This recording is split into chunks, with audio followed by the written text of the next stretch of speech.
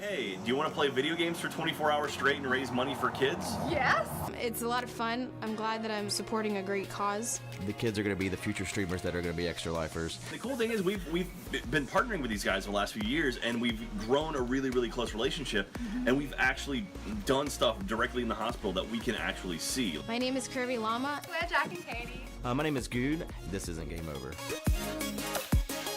Extra Life. Play games. Heal kids. Good evening, everyone. I hope everybody enjoyed that break. We are now back with some light reading for our Halloween evening.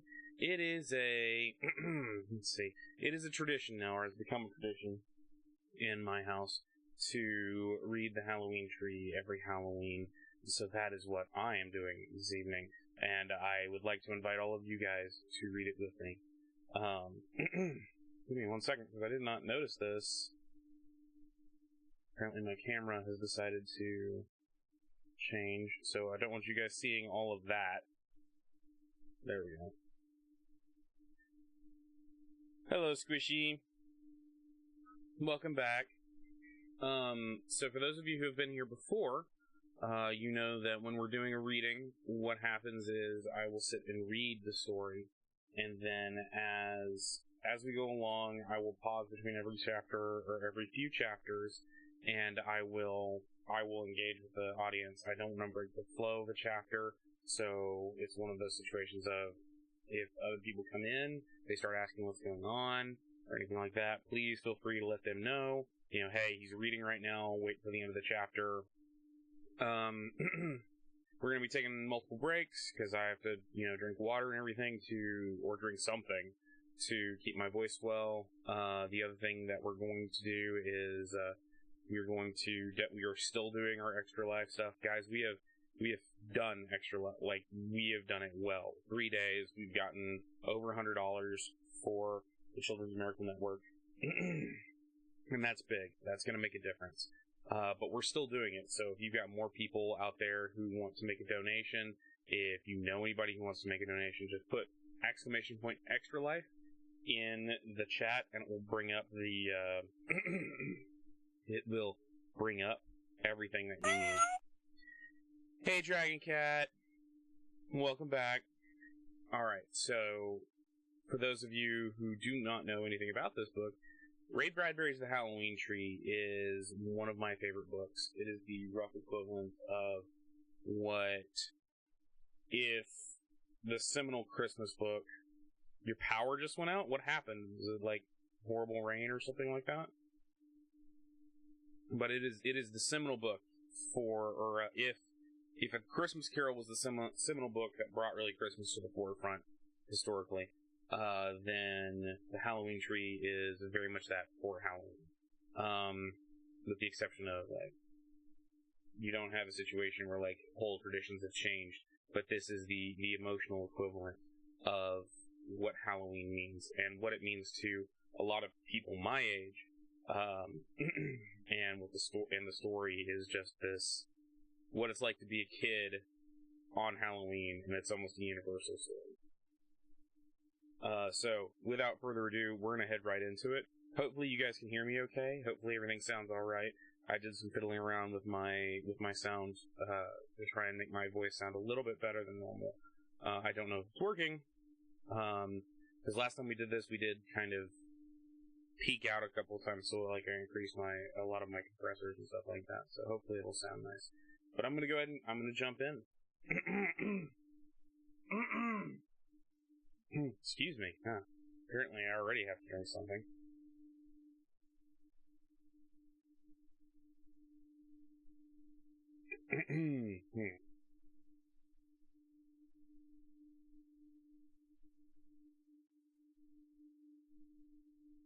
Let's see.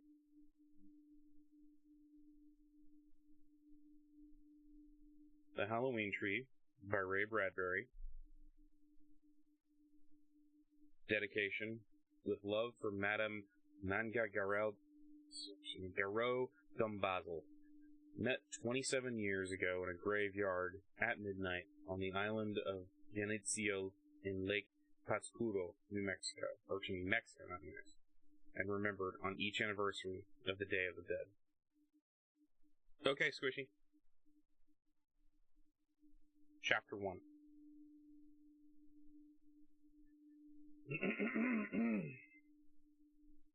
It was a small town by a small river and a small lake and a small northern part of a midwestern state. There wasn't so much wilderness around that you couldn't see the town, but on the other hand, there wasn't so much town that you couldn't see and feel and touch and smell the wilderness.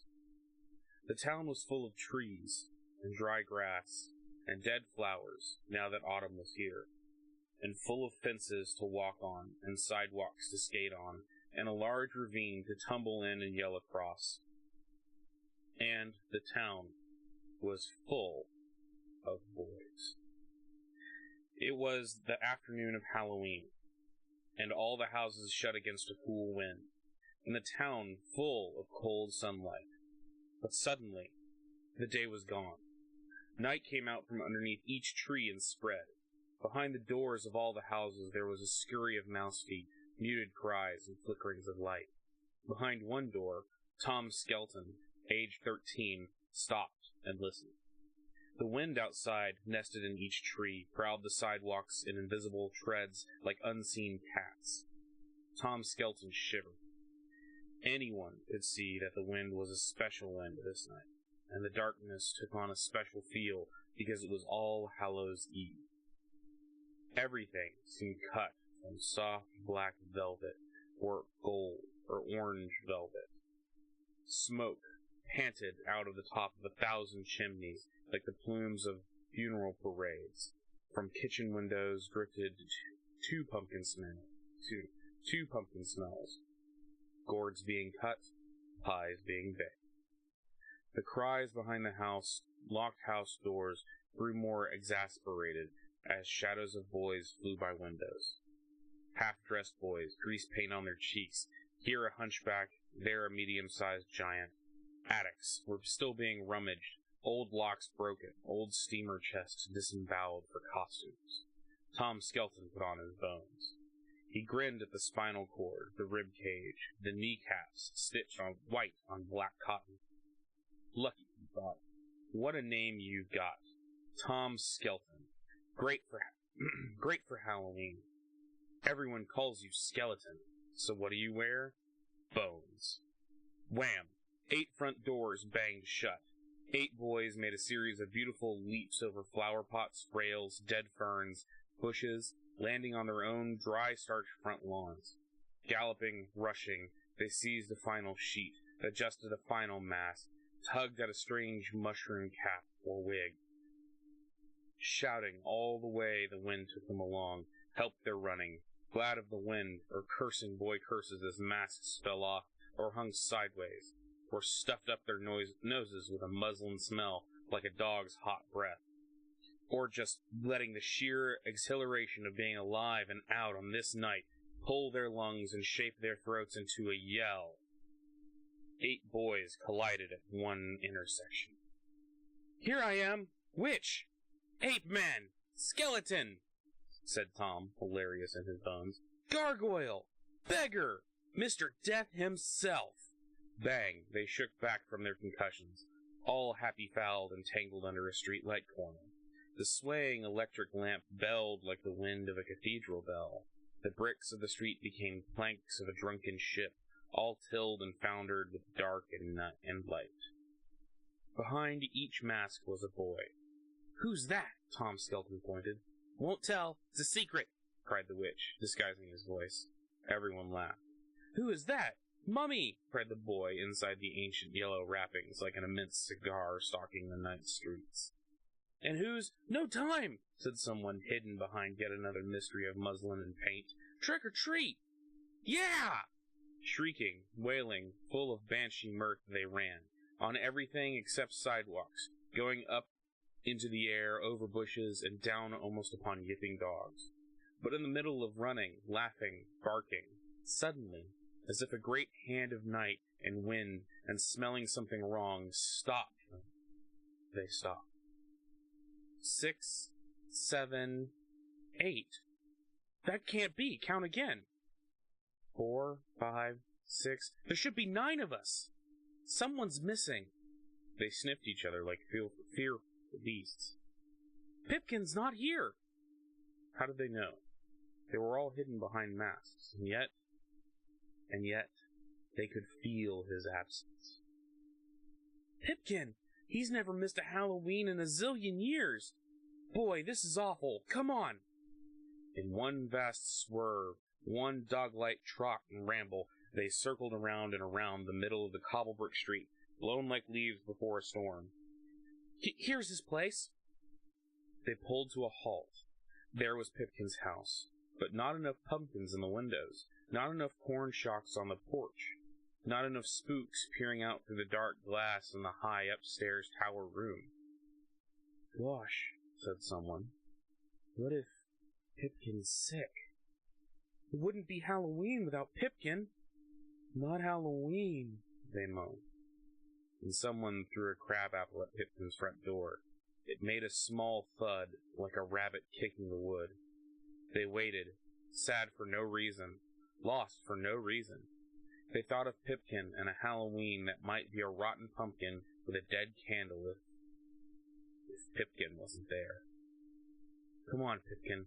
Come out and save the night. Oh, that sucks, Dragon Cat. I'm sorry that you can't stay on. If it comes back on, we'll still be here.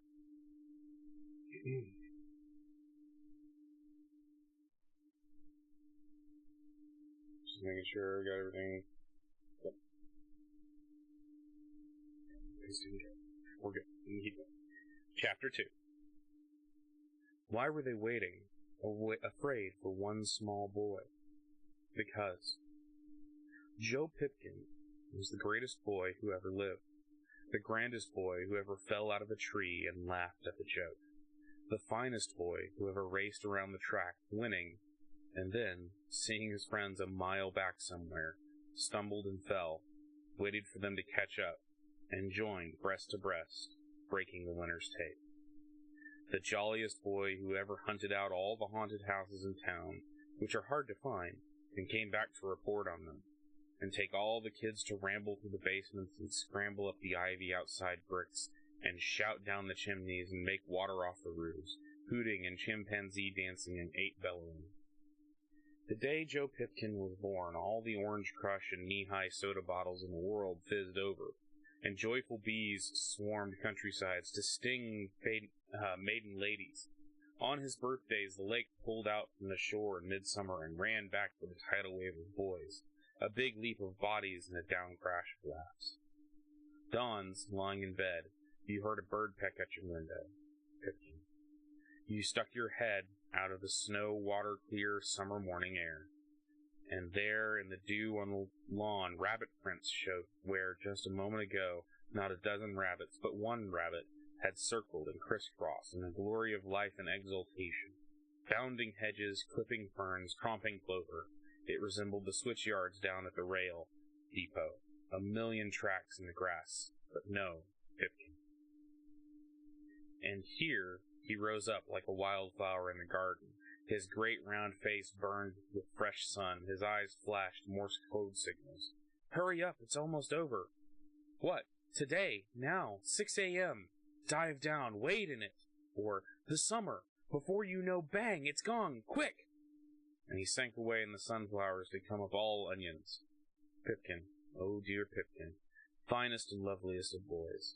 How he ran so fast no one knew. His tennis shoes were ancient. They were colored green of forests jogged through, brown from old harvest trudges through September a year back, tar-stained from sprints along the docks and beaches where the coal barges came in, yellow from careless dogs, splinter-filled from climbing wood fences. His clothes were scarecrow clothes, worn by Pipkin's dogs at night, loaned to them for strolls through town, with chew marks along the cuffs and fall marks on the seat. His hair was a great hedgehog bristle of bright brown blonde daggers, sticking in all directions. His ears were pure peach fuzz, his hands midden with dust and the good smell of Airedales and peppermint and stolen peaches from far country orchards. Pipkin, an assemblage of speed, smells, textures, a cross-section of all the boys who ever ran, fell, got up, and ran again. No one, in all the years, had ever seen him sitting still. He was hard to remember in school in one seat for 1 hour. He was the last into the schoolhouse and the first exploded out when the bell ended the day. Pipkin, Sweet Pip, who yodeled and played the kazoo and hated girls more than any other boys in the gang combined. Pipkin, whose arm around your shoulder and secret whisper of great doings this day protected you from all the world. Pipkin. God got up early just to see Pipkin come out of his house, like one of those people on a weathercock, and the weather was always fine where Pipkin was. Pipkin. They stood in front of his house. Any moment now, that door would open wide. Pipkin would jump out in a blast of fire and smoke, and Halloween would really begin. Come on, Joe. Oh, Pipkin, they whispered. Come on. Chapter 3. The front door opened, and Pipkin stepped out. Not flew, not banged, not exploded. Stepped out. And came down the walk to meet his friends, not running and not wearing a mask. No mask. But moving along like an old man almost. Pipkin! They shouted to scare away their uneasiness. Hi, gang, said Pip. His face was pale. He tried to smile, but his He tried to smile, but his eyes looked funny. He was holding his right side with one hand as if he had a boil there. They all looked at his hand, and he took it away from his side. Well, he said with enthusiasm. You ready to go? Yeah, but you don't look ready, said Tom. You sick? On Halloween? You're kidding. Where's your costume? You go on ahead. I'll catch up. No, Pipkin, we'll wait for you. Go on, said Pipkin, saying it slowly, his face deathly pale now. His hand was back on his side. You got a stomach ache?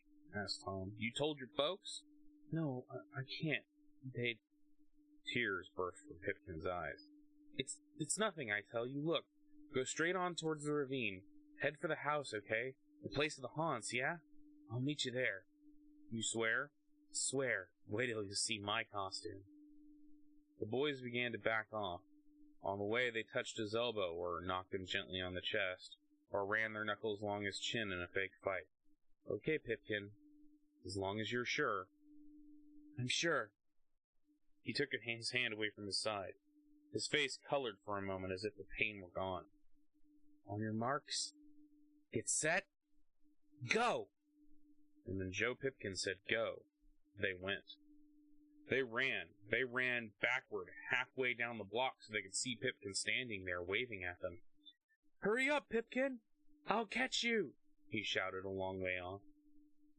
The night swallowed him. They ran, and when they looked back again, he was gone. They banged doors, they shouted trick or treat, and their brown paper bags began to fill with incredible sweets. They galloped with their teeth glued shut with pink gum. They ran with red wax lips bedazzling their faces. But all the people who met them at doors looked like candy factory duplicates of their own mothers and fathers. It was like never leaving home. Too much kindness flashed from every window and every portal.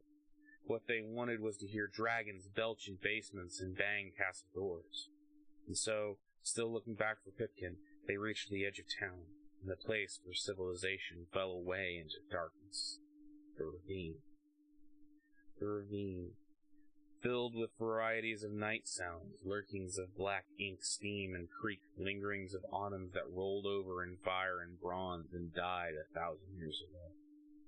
From this deep place sprang mushroom and toadstool, and cold stone frog, and crawdad, and spider.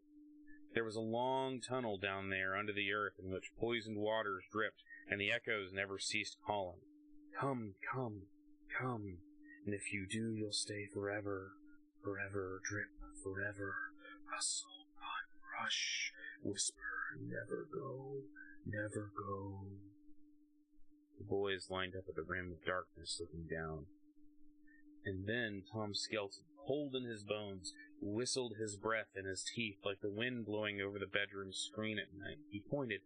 "Oh, hey, that's where Pipkin told us to go." He vanished. All looked.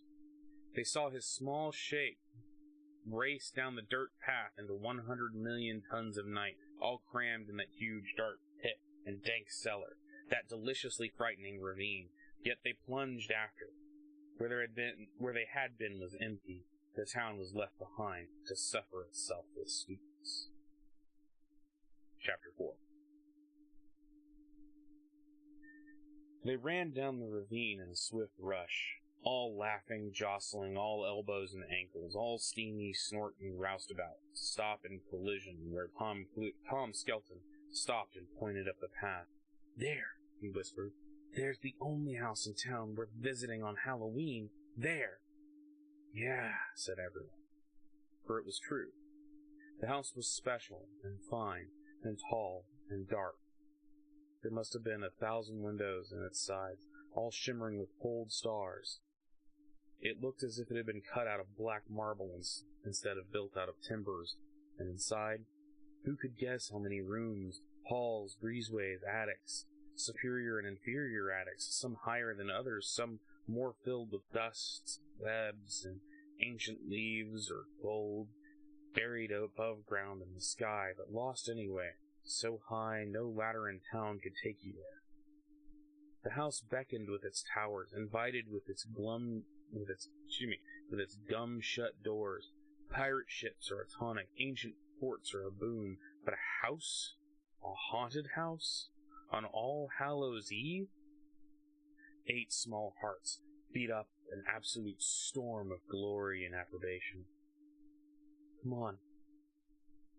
But they were already crowding up the path, until they stood at last by a crumbling wall, looking up and still further up at the great tomb yard topped the old house. But that's what it seemed.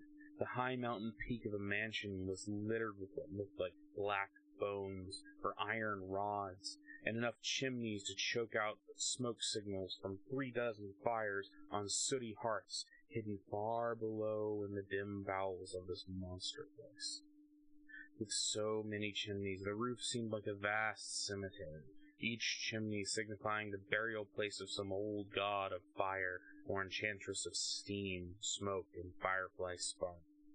As they watched, a kind of bleak exhalation of soot breathed out of some of the 4 dozen flues, darkening the sky still more and putting out some few stars. "Boy," said Tom Skelton. "Pipkin sure knows what he's talking about." "Boy," they all agreed. They crept along the weed-infested path towards the crumbling front porch. Tom Skelton, alone, itched his bony foot up on the first porch step. The others gasped at his bravery. So now, finally, in a mob, a compact mass of sweating boys moved up the porch amid fierce cries of the planks underfoot and shudderings of their bodies. Each wished to pull back, swivel about, run, but found himself trapped against the boy behind or in front or to the side. So, with a pseudopod thrust out here or there, the amoebic form, the large perspiration of boys leaned and made a run and a stop at the front door of the house, which was as tall as a coffin and twice as dead. They stood there for a long moment, various hands reaching out like the legs of an immense spider, as if to twist that cold knob or to reach up for the knocker on the front door. Meanwhile, the wooden floorings of the porch sank and wallowed beneath their weight, threatening at every shift of proportion to give way and fling them into some cockroach abyss underneath. The planks, each tuned to an A or an F or a C, sang out their uncanny music as heavy shoes scraped upon them. And if there had been time, and it were noon, they might have danced out a cadaver's tune or a skeleton's rigadoon. But who can resist an ancient porch, which, like a gigantic xylophone, only wants to be jumped on to make music? But they were not thinking this. Henry Hank Smith, for that's who it was, hidden inside his black witch costume, cried, Look! And all looked at the knocker on the door. Thunder. Tom's hand, trembling, reached out to touch it. A Marley knocker. What? You know, Scrooge and Marley, A Christmas Carol? Whispered Tom. And indeed, the face that made up the knocker on the door was the face of a man with a dread toothache. His jaw bandaged, his hair askew, his teeth prolapsed, his eyes wild. Dead as a doornail Marley, friend to Scrooge, inhabitor of lands beyond the grave, doomed to wander this earth forever until... Knock, said Henry Hank. Tom Skelton took a hold of the old Marley's cold and grizzled jaw and lifted it and let it fall. All jumped at the concussion. The entire house shook. Its bones ground together, shades snap-furled up so that windows blinked wide with their ghastly eyes. Tom Skelton cat-leaped to the porch rails, staring up. On the roof, weird weathercocks spun, two-headed roosters whirled in the sneezed wind. A gargoyle on the western rim of the house erupted twin snorts of rain-funneled dust, and down the long, snaking, serpentine rainspouts of the house, after the sneeze had died, and the weathercock ceased spinning, vagrant wisps of autumn leaf and cobweb fell gusting out of the dark glass. Tom whirled to look at the faintly shuddering windows. Moonlit reflections trembled in the glass like schools of disturbed silver minnows. The front door gave a shake, a twist of its knob, a grimace of its Marley knocker, and flung itself wide. The wind made by the sudden opening of the door almost knocked the boys off the porch. They seized one another's elbows, yelling. Then the darkness within the house inhaled. A wind sucked through the gaping door. It pulled at the boys, dragging them across the porch. They had to lean back so as not to be snatched into the deep, dark hall. They struggled, shouted, clutched at the porch rails, but the wind ceased. Darkness moved in darkness. Inside the house, a long way off, someone was walking towards the door. Whoever it was must have been dressed in all black, for they could see nothing but a pale white face drifting in the air. An evil smile came and hung in the doorway before them. Behind the smile, the tall man hid in shadow. They could see his eyes. Oh, not that one yet.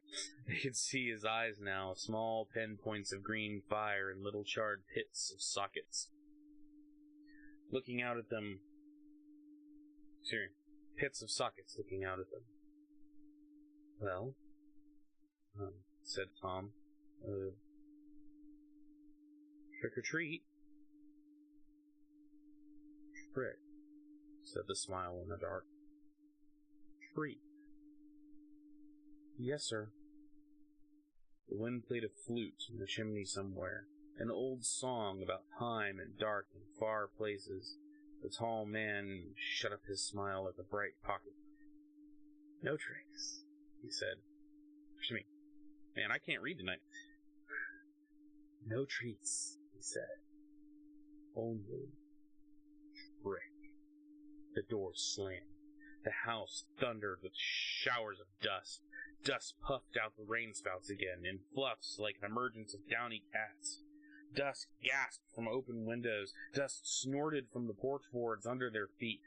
The boys stared at the locked, shut fast front door. The Marley knocker was not scowling now, but smiling. An evil smile. What did he mean? Asked Tom. No treats? Only tricks? Backing off around the side of the house, they were astonished at the sounds it made. A whole rigmarole of whispers, creaks, squeaks, wails, and murmurs. And the night wind was careful to let the boys hear them all. With every step they took, the great house leaned after them with soft groans. They rounded the far side of the house and stopped. For there was a tree. And it was such a tree as they had never seen in all their lives. It stood in the middle of a vast yard behind the terribly strange house, And in this tree rose up some 100 feet in the air, taller than the high roofs, and full and round and well branched, and covered all over with rich assortments of red and brown and yellow autumn leaves. "But," whispered Tom, "oh, look! What's up in that tree?" The tree was hung with a variety of pumpkins of every shape and size and number of tints and hues of smoky yellow or bright orange. "Pumpkin tree?" someone said. "No," said Tom. The wind blew along the high branches and tossed their bright burdens softly. "A Halloween tree," said Tom. And he was right.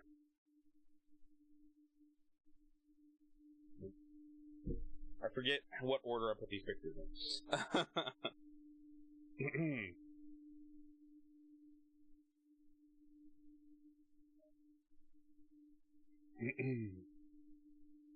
Trying not to slouch because it's starting to wear at my muscles.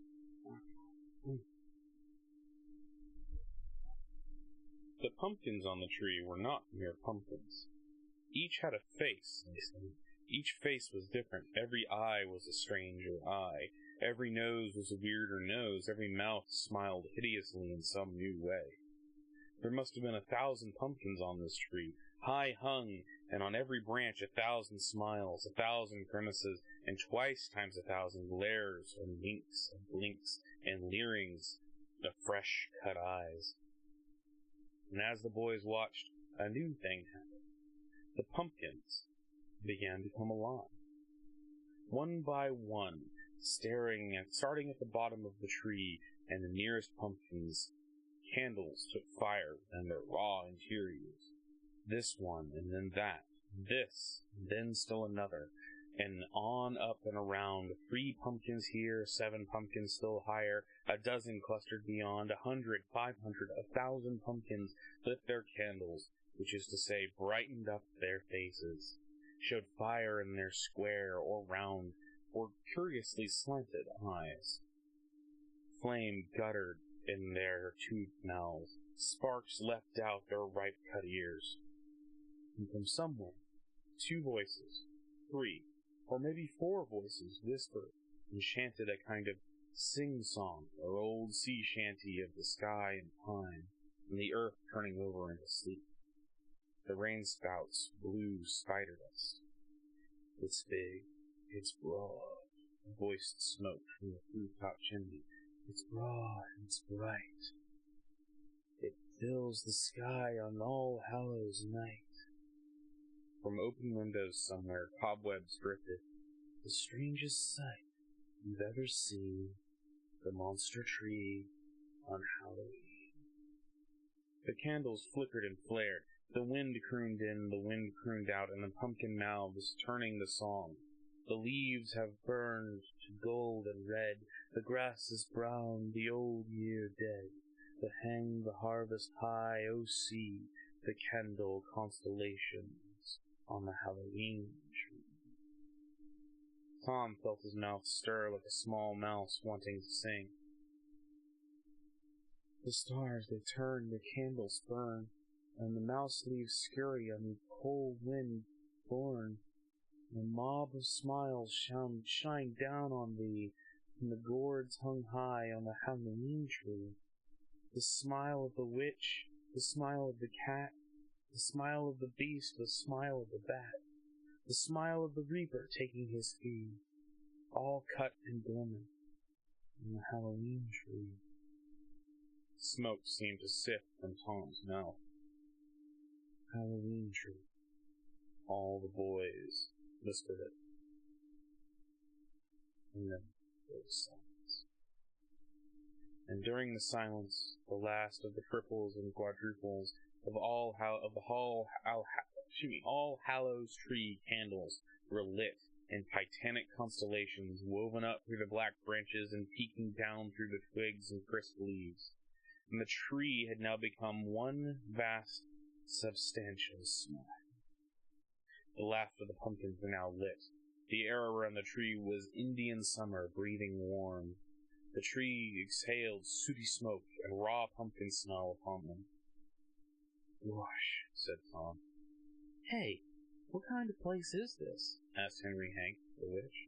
"I mean, first the house, that man, and no treats, only tricks, and now...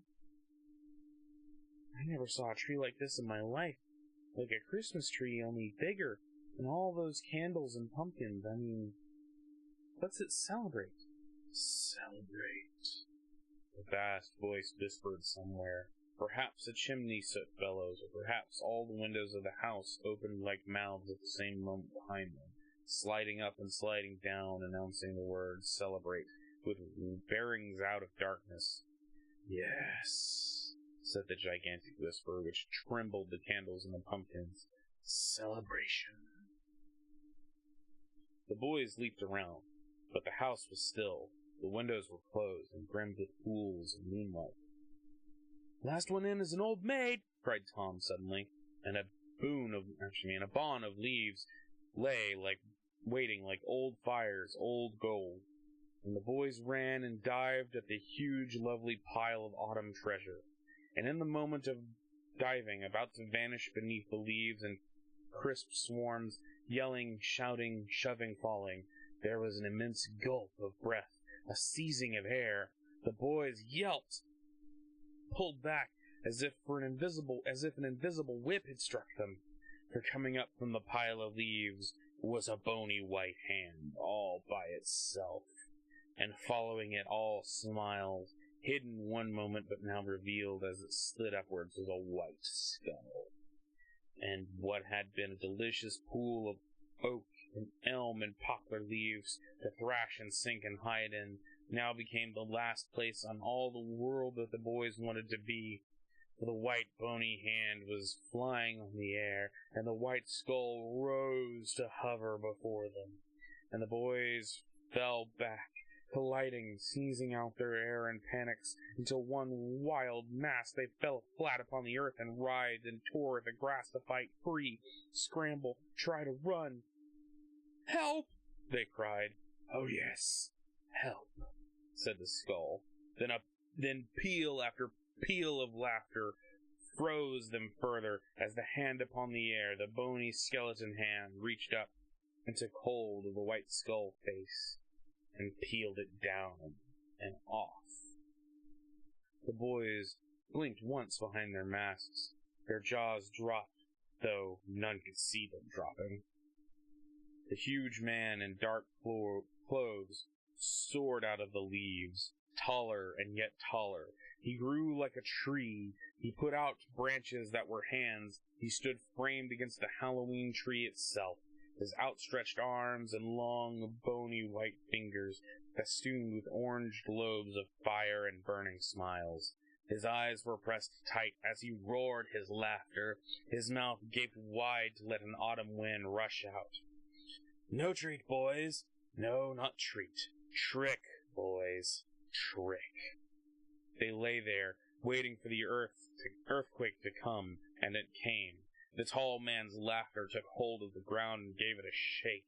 This tremor passed through their bodies and came out their mouths, and it came out in the form of still more laughter.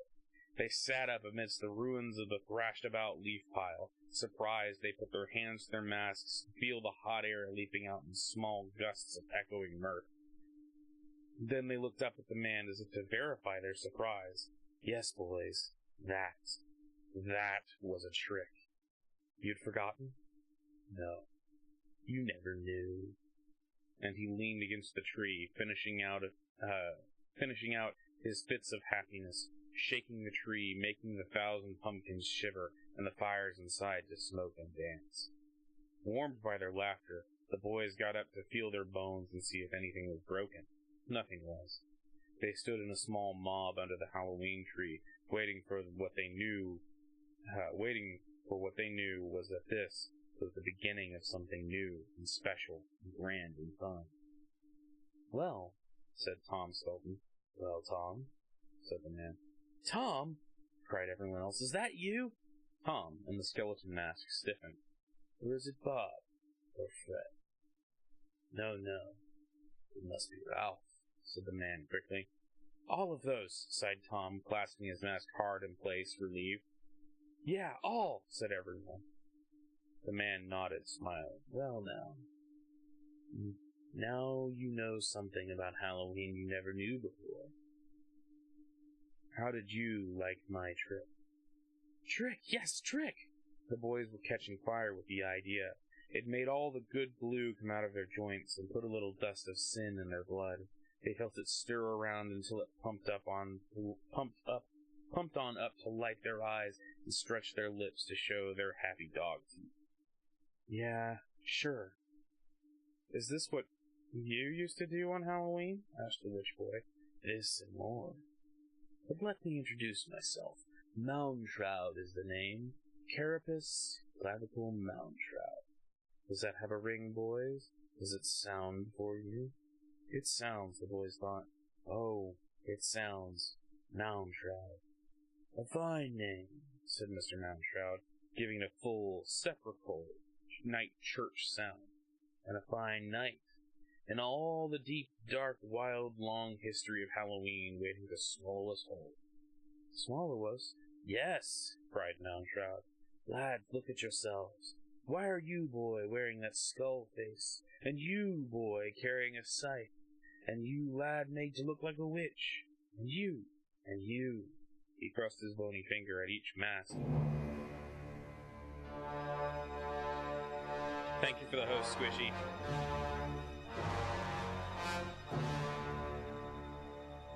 You don't know, do you? You just put on those faces and old mothball clothes and jump out. You don't really know, do you? Well, said Tom, a mouse behind his skull-white muslin. No. Yeah, said the devil boy. Come to think of it, why am I wearing this? He fingered his red cloak and sharp rubber horns and lovely pitchfork. And me this, said the ghost, trailing his long white graveyard sheets. And all the boys were driven to wonder, and touch their own costumes, and refit their masks. Then wouldn't it be fun for you to all find out? Asked Mr. Moundshroud. I'll tell you. No, I'll show you. If only there was time. It's only 6:30. Halloween hasn't even begun, said Tom in his cold bones. True, said Mr. Moundshroud. All right, lads, come along. He strode, and they ran. At the edge of the deep, dark night ravine, he pointed over the rim of the hills and the earth, away from the light of the moon, under the dim light of the strange stars. The wind fluttered his black cloak, and the hood that half-shadowed, now half-revealed, his almost fleshless face. There, do you see it, lads? What? The undiscovered country. Out there, look long, look deep, make a feast. The past, boys, the past. Oh, it's dark, yes, and full of nightmare. Everything that Halloween ever was lies buried there. Will you dig for bones, boys? Do you have the stuff? He burned his gaze upon them. What is Halloween? How did it start? Where? By? What for? Witches, cats, mummy dusts, haunts. It's all there in that country from which no one returns. Will you dive into the dark ocean, boys? Will you fly the dark sky? The boys swallowed hard. Someone peeped. We'd like to, but Pipkin. We've got to wait for Pipkin. Yeah, Pipkin sent us to your place. We couldn't go without him. As if summoned in this instant, they heard a cry from the far side of the ravine. Hey! Cried a frail voice. Here I am! They saw his small figure standing with a lit pumpkin on the far ravine edge. This way! They all yelled. Pipkin! Quick! Coming! Was the cry. I don't feel so good, but I had to come. Wait for me!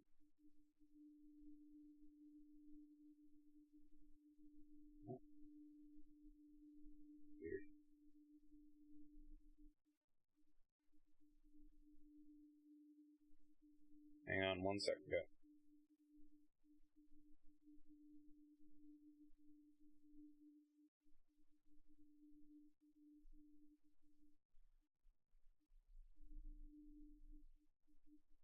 that's the end of that chapter. Give me 1 second. My ebook is acting weird.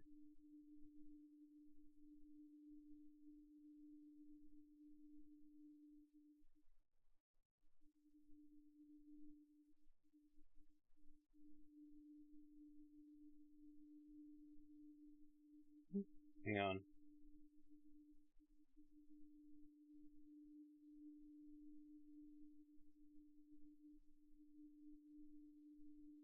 Not my fault.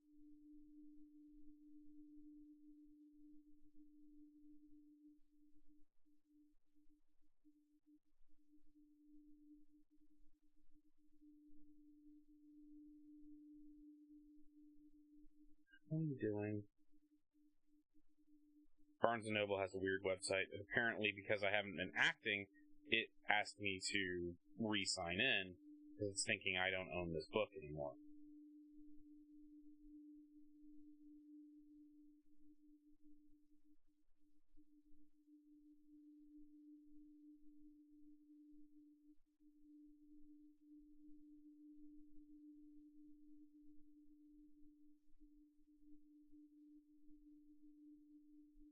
Here we go.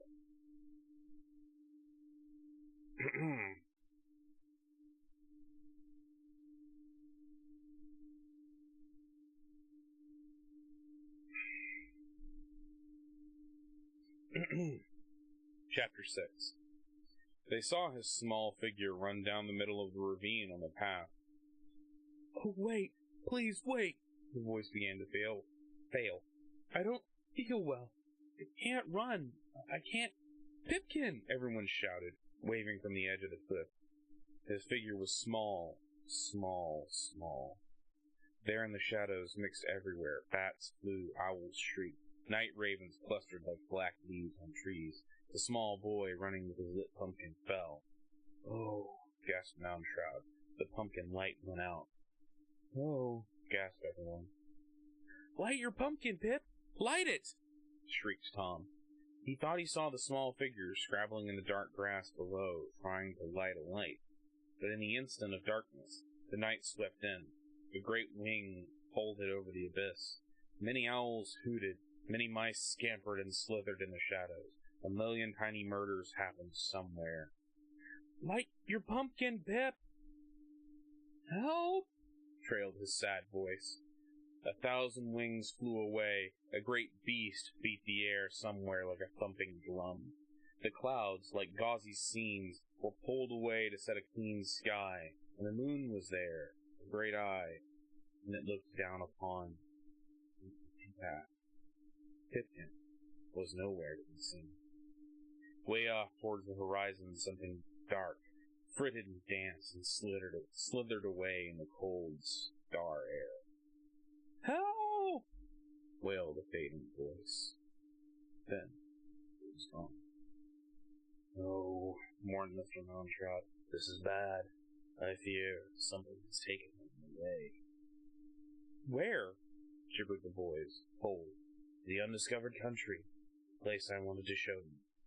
But now, you don't mean that thing in the ravine, or him, or whatever that something was. Death? Did he grab Pipkin and run? Borrowed is more like. Perhaps to hold him for ransom, said Moundshroud. Can Death do that? Sometimes, yes. Oh gosh. Tom felt his eyes water. Pip. Tonight, running slow, so pale. Pip, you shouldn't have come out. He shouted at the sky, but there was only wind there, and white clouds floating like old spirit cloth, and a clear river of wind. They stood, cold, shivering. They looked off into the dark something had stolen their friend. So, said Moundshroud, all the more reason for you to come along, lads. If we fly fast, maybe we can catch Pipkin, grab his sweet Halloween candy corn soul, bring him back, pop him in bed, toast him warm, save his breath. What say, lads? Would you solve 2 mysteries in one? Search and seek for lost Pipkin, and solve Halloween all in one fell blow? They thought of All Hallows Night, and the billion ghosts a-wandering the lonely lanes and cold winds and strange smokes. They thought of Pipkin, no more than a thimbleful of boy in a sheer summer delight, torn out like a tooth and carried off on a black wide web of thorn and black soot. And almost as one they murmured, "Yes." Moundshroud sprang, he ran, he pummeled, he pushed, he raved. Quick now, along the path, up the rise, along this road, they abandoned farm, over the fence, alley-oop.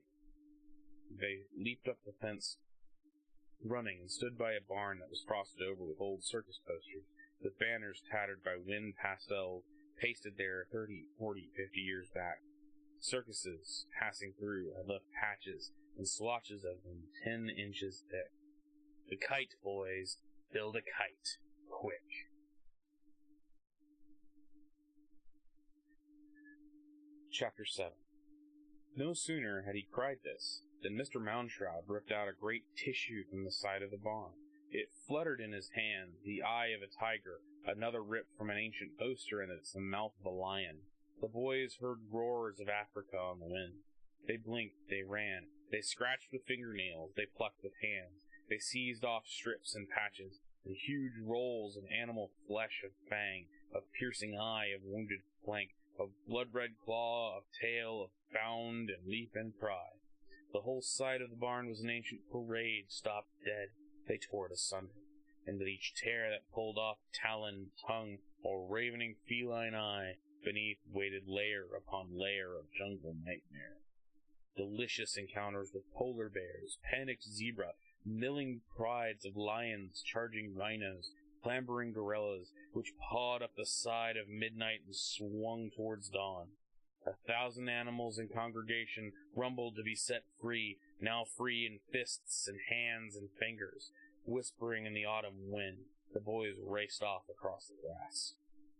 Now Moundshroud knocked down an old fence railing beam, and made a rough kite cross, and bound them with wire. They stood back to receive the gifts of kite paper as the boys flung them in fistfuls. And these he tossed in place upon the frame, and spark flinting fused with burning of his hoary hands. "Hey!" the boys cried with their delight. "Look!" They had never seen such a thing, or known that men such as Moundshroud, with a pinch, a clutch, a pressure of fingers, might blend an eye with a tooth with a mouse with a mouth with a feline bobcat tail. All mingled beautifully into a single thing. A wild jigsaw puzzle, jungle zoo, billowed and trapped, pasted and tied, glowing, growing, taking color and sound and pattern and the light of the ascending moon. Now another cannibal eye, now another angry maw, a mad chimpanzee, a most insane mandrill ape, a screaming butcher bird. The boys ran up with the last sprites handed over, and the kite finished. The ancient flesh laid out, fused by the still blue smoke burning horny hands.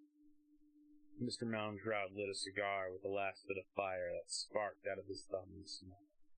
And the light from the smile showed the kite for what it was, a kite of destruction, of animals so dire and fierce, their outcry downed the wind and murdered the heart.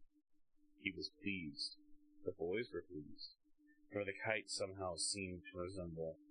"Why," astounded Tom, a pterodactyl." "A what?" "A pterodactyl. Those ancient flying reptiles." Excuse me, that was the wrong voice. "A pterodactyl. Those ancient flying reptiles gone some billion years back and never seen again," replied Mr. Moundshroud. "Well said, boy. Pterodactyl it seems, and is, and will fly us downwind to perdition, or Land's End, or some other fine-sounding place. But now, rope, twine, string, quick, filch and carry." They ran the rope off an old abandoned clothesline, strung between barn and abandoned farmhouse. A good 90 feet or more of rope they brought Mr. Moundshroud, who snaked it through his fist until it smoked a most unholy smoke. He tied it to the middle of the kite, which flapped like a somehow lost and out-of-water manta ray upon this high, strange beach. It struggled with wind to live. It flapped and foundered on the heaves of tidal air and laid down in the grass. Moundshroud stood back, gave a jerk, and lo, the kite flew. It hung low upon the air at the end of its clothesline in a dumb, brute groveling of wind, veering this way, dashing that, leaping up suddenly to confront them with a wall of eyes, a solid flesh of teeth, a storm of cries. It won't rise, it won't go straight. A tail, we need a tail. And as by instinct, Tom dived first and seized the kite by its bottom. He hung there, the kite steadied, and began to rise. Yes, cried the dark man. Oh, lad, you are the one, bright boy. You be the tail, and more, and more. And as the kite slowly ascended the cold river of swift-flowing air, each boy in turn, seized with a whim, sputtered by his wits, became more, and yet more of the tail, which is to say that Henry Hank, disguised as a witch, grabbed Tom's ankles, and now the kite had two boys for its magnificent tail, and Ralph Burnstrom, wound in his mummy clothes, stumbling over his winding tapes, smothered in his burial rags, shambled forward, jumped, and grabbed Henry Hank's ankles, so three boys now hung as a tail. Wait, here I come, cried Beggar, who under his dirt and rags was really Fred Fryer. He jumped, he caught. The kite ascended, the four boys making the tail yelled for more length. They got it, when the boy dressed as an ape-man scrambled and grabbed ankles, followed by the boy dressed as Death with a scythe, who did dangerously likewise. Watch out with that scythe! The scythe fell and lay in the grass like a lost smile. But the two boys hung down now from all the half-washed ankles, and the kite rose more, higher and higher, adding a boy and a boy and a boy, until with a yell and shout 8 boys were hung down in a magnificent thrashing tail, the last two being Ghost, who was truly George Smith, and Wally Babb, who had, inspired, made himself look up like a gargoyle fallen off the top of a cathedral. The boys yelled with elation. The kite swooped and took off. Hey! Whoosh! The kite purred from 1,000 animal whispers. Whang! The kite rope strummed the wind.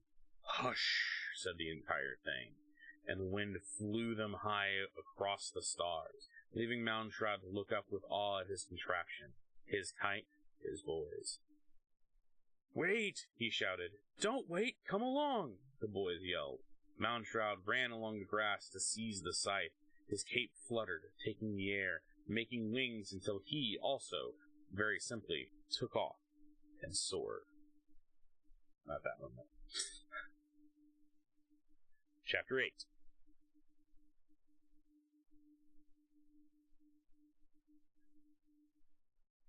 This is going quick. We've been reading for an hour, and we've got almost over a third of the book done. I guess I read faster than I thought. Oh. Here in a little bit, we're going to take a break, because I need to stretch. But we'll be like a 10-minute break or so. And then we will come back. But we're going to go ahead and finish a couple more chapters before we do that. Chapter 8. The kite flew. The boys hung down from the kite in a fine lizard's tail, now weaving, now looping, now snapping, now gliding. They yelled with delight. They shrieked with an outgasp of terror. They rode across the moon in an exclamation point. They soared over hills and meadows and farms. They saw themselves reflected in dusky moon-bright streams, creeks and rivers. They brushed down over ancient trees. The wind stirred by their passing shook down whole government mints of coins, leaves, bright showerings to the black-grassed earth. They flew over the town and thought, Look up, see, here we are, your sons, and thought, Look down, here somewhere are our mothers, fathers, brothers, sisters, teachers. Hey, here we are, someone see us or you'll never believe. And in the last swoop, the kite whistled, hummed, drummed along the winds to float over the old house and the Halloween tree where first they had met Moundshroud. Swoop, flutter, glide, hush, rush, hiss. The suction of their swung bodies caused 1,000 candles to flutter, flicker, and stutter their light, hiss with desire to reflame themselves, so all the hung pumpkin scowls and leers and wild smiles were half snuffed to unhappy shadows. The whole tree went dead for a heartbeat, and then, as the kite sang high, the tree blared up with 1,000 new-cut pumpkin frowns, glares, grimaces, and grins. The windows of the house, black mirrors, saw the kite go away and away, until the boys and the kite, and Mr. Moundshroud, were very small on the horizon. And then down they sailed, off away, deep into the undiscovered country of old death and strange years in the frightful past. "Where are we going?" cried Tom, hanging to the kite's tail. "Where?" cried all the boys, one after another, below and below. "Not where," said Moundshroud, pacing them, his great unveiled cloak full of moonwind and time. 2,000, count them, years before Christ. Pipkin's there, waiting. I smell it. Fly." Then the moon began to blink. It closed up its eye, and there was darkness. And then faster and faster it began to wink, to wax, to wane, to wax again, until 1,000 times over it flickered, and in flickering changed the landscape below. And then 50,000 times, so fast they could not see it, the moon extinguished and relit itself. And the moon stopped winking and held very still, and the land was changed. "Look," said Moundshroud, heavy upon the air above them, and the million tiger, lion, leopard, panther eyes of the autumn kite looked down, and as did the boys. And the sun rose, showing them Egypt, the river Nile, the Sphinx, the pyramids. "But," said Mr. Moundshroud, "notice anything different?" "Why," gasped Tom, "it's all new. It's just been built. This means that we really have gone back in time 4,000 years. And sure enough, the Egypt that lay below was ancient sand, but new-cut stone. The Sphinx, with its great lion paws, treaded out upon the golden stuffs of the desert, was sharp-cut and freshly born out of the womb of stone mountains. It was a vast pup in the bright and empty glare of noon. If the sun had fallen and lay between its paws, it would have cuffed it like a play fireball toy. The pyramids, why, they lay like strange-shaped blocks, yet another game to be puzzled over and played with by the woman's Sphinx. The kite zoomed down and skidded in the sand dunes, flirted over one pyramid, and was drawn as if by suction to an open tomb mouth set in a small cliff.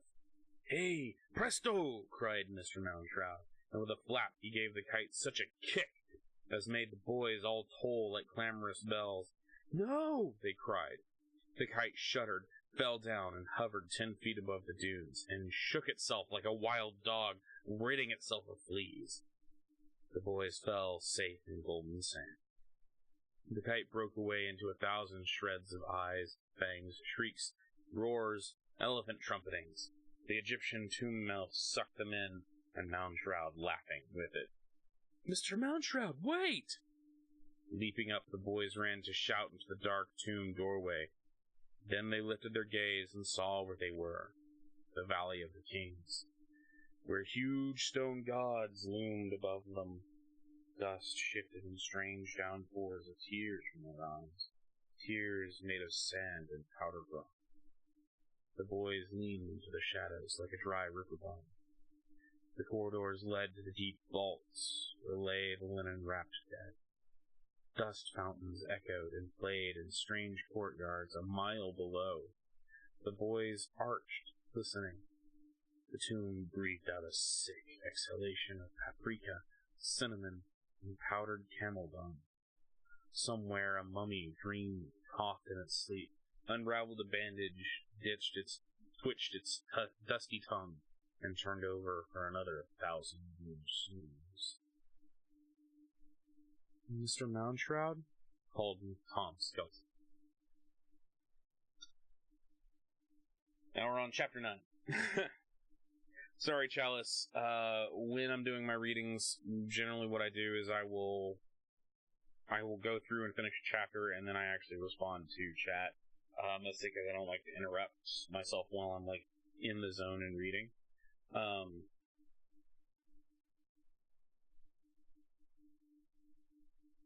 Sorry, just realizing I got some notifications here.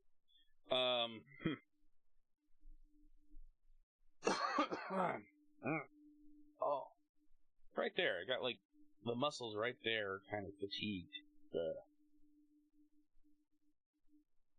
Let's keep going. We're on page 43 out of 105, so we're doing pretty good. I was surprised at how fast this is going.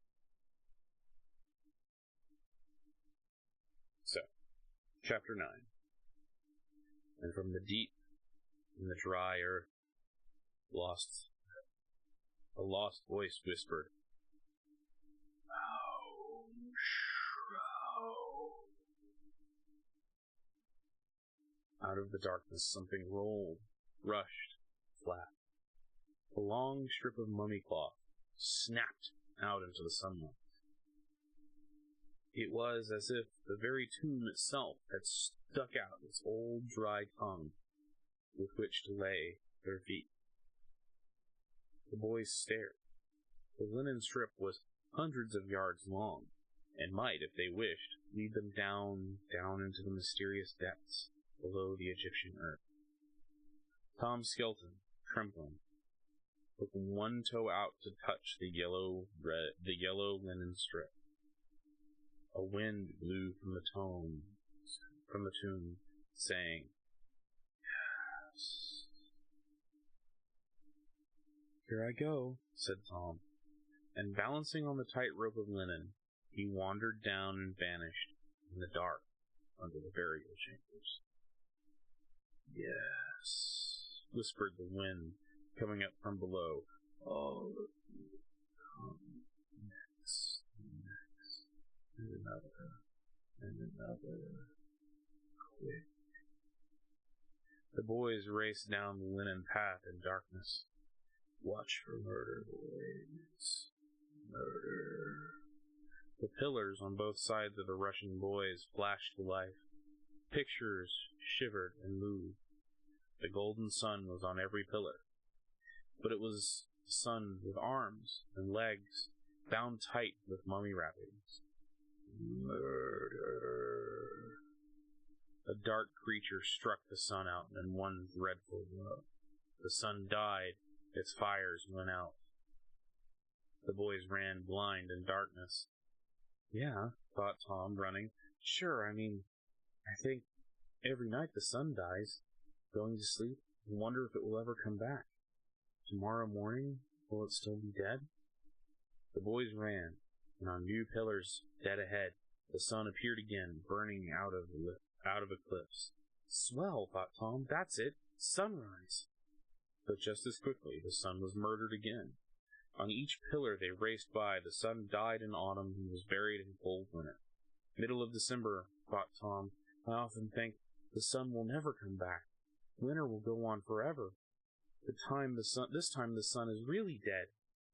But as the boys slowed at the end of the long corridor, the sun was reborn. Spring arrived with golden horns. Light filled the corridor with pure fire. The strange god stood burning on every wall, his face a grand fire of triumph wrapped in golden ribbons. "Why, heck, I know who that is," panted Henry Hank. "Saw him in a movie once with the terrible Egyptian mummies." "Osiris," said Tom. "Yes," hissed Mound Shroud's voice from deep within the tombs. "Lesson number 1 about Halloween. Osiris, son of the earth and sky, killed each night by his brother Darkness. Osiris, slain by autumn, murdered by his own night blood. And so it goes in every country, boys. Each has its death festival, having to do with seasons. Skulls and bones, boys, skeletons and ghosts. In Egypt, lads, see the death of Osiris, king of the dead. Gaze long." The boys gazed, for they had come to a vast hole in the underground cavern, and through this hole they could see the Egyptian villages where, at dusk, food was being placed out in pottery, in copper dishes, on porches and sills. For the homecoming ghosts. whispered Moundshroud, somewhere in the shadows. Rows of oil lamps were nailed to house fronts, and the soft smoke of those rose up on the twilight air like wandering spirits. You could almost see the haunts shifting on the cobbled streets. The shadows leaned away from the lost sun in the west and tried to enter houses, but the warm food steaming on the porches kept the shadows circling and stirring. A faint smell of incense and mummy dust wafted up to the boys, who looked out upon this ancient Halloween and the treats being set forth for not wandering boys, but homeless ghosts. "Hey," whispered all the boys. "Don't lose your way in the dark." "Don't lose your way in the dark," voices sang in the houses, harps and lutes. "Oh, dear sweet pet, come home and welcome here. Lost in the dark, but always dear. Do not wander, do not roam. Dear ones, come home, come home." Smoke curled from the dim lamps, and the shadows stepped up on the porches and, very gently, touched the gifts of food. And in one house they could see an old grandfather mummy being taken out of a closet and put in the place of honor at the head of the table, with food set before him, and the members of the family sat down to their evening meal, and lifted their glasses and drank to the dead one seated there, all dust and dry silence. Chapter 10. "Quick now, come find me!" Moundshroud's voice, laughing, called them on. "This way! No, this! This!" They ran along the slender ribbon of mummy wrappings, deep into the earth. "Yes, here I am!" They turned a corner and stopped, with a long linen ribbon wound across the tomb floor, and up a wall to wrap around the feet of an ancient brown mummy, which was propped tilt in a candlelight niche. Stuttered Ralph Bergstrom, dressed in his own mummy costume. "Is that a real mummy?" "Yes." Dust sifted from under the golden mask on the mummy's face. "Real." "Mr. Moundshroud, you!" The golden mask fell to a clang like a bright bell on the floor. Where the mask had been, was a mummy's face, a pool of brown mud crinkled by blasts of sun. One eye was glued shut with a spider web, the other eye cracked forth tears of dust and a glint of bright blue glass. "Is there some boy here dressed like a mummy?" asked the voice muffled beneath the shroud. Why, me, sir," squeaked Ralph, showing his arms, legs, chest, the medical bandages it had taken him all afternoon to wrap himself up in, mummified. "Good," sighed Moundshroud. "Grab the linen strip. Pull." Ralph bent, took hold of the ancient mummy bandages, and yanked. The ribbon unraveled around to reveal the great ancient reptile nose, beak, and flaky chin, and dry, smiling, dust-powdery mouth of Moundshroud. He crossed his arms and fell loose. His crossed arms fell loose. "Thanks, lad. Free. No fun being wrapped up like some old funeral gift from the land of the dead. But, psst! Quick, boys. Hop in these niches. Stand stiff. Someone's coming. Play mummies, boys. Play dead." The boys leaped to stand, arms folded, eyes shut, breaths held like a frieze of small mummies cut in the ancient rock. "Easy," whispered Moundshroud. "Here comes a funeral procession." An army of mourners in gold and fine silks, bearing small sail-ships, toys, and copper bowls of food in their hands, and in the midst a mummy case carried light as the sunshine on the shoulders of 6 men, and behind that a freshly wrapped mummy with new paintings on its linen vestments and a small gold mask fitted over the hidden face. "See the food, boys, the toys," whispered Moundshroud. "They put toys in the tombstones, so the gods will come play, romp, roust about, run children happy to the land of the dead. See the boats, kites, trump ropes, 20 knives." "But look at the size of that mummy," said Ralph inside his hot linen bandages. "It's a 12-year-old boy in there, like me. And that gold mask on the mummy's face. Doesn't it look familiar?" "Pipkin!" cried everyone hoarsely. "Sst!" hissed Moundshroud. For the funeral had stopped, The high priests were glancing around through the flickering porch shadows. The boys, high in their niches, squeezed their eyes tight and sucked in their breaths. "Whisper," said Moundshroud, a mosquito in Tom's ear. Harp music began again. The funeral shuffled on, and in the midst of all the gold and toys, the kites of the dead, there was a small 12-year-old, new, fresh mummy with a gold mask that looked exactly like Pipkin. No, brought Tom. Yes, cried a mouse voice, tiny, lost, wrapped away, kept trapped wild. It's me. I'm here under the mask, under the wrappings. Can't move, can't yell, can't fight. Pipkin, thought Tom. Wait, can't help it. Trapped, shouted the small, wee voice, wrapped in picture linens. Follow, meet me, find me at... The voice faded, for the funeral procession had turned a corner in the dark labyrinth and was gone. Find you where? Tom Skelton jumped down from his niche and yelled into the dark. Meet you where? At that exact moment, Moundshroud, like a chopped tree, fell out of his niche. Bang! He struck the floor. Wait! Cautioned Tom, looking up at him with one eye that looked like a spider web in its own. A spider caught in its own web. We'll save old Pipkin yet. Slide, as it. Slide and creep, boys. They helped him up and unwound some of his mummy wrappings and tiptoed down the long corridor, then turned the corner. Holy cow, whispered Tom. Look, they're putting the mummy in the coffin. And the coffin inside the sarcophagus. Moundshroud supplied the jaw cracker.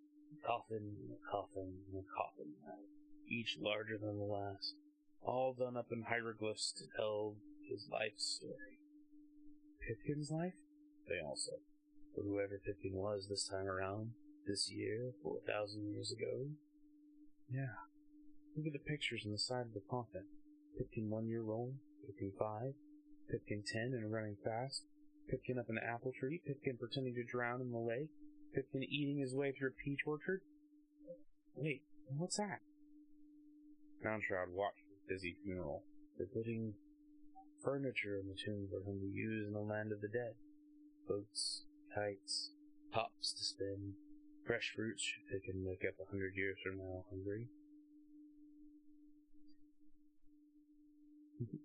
He'll be hungry, all right.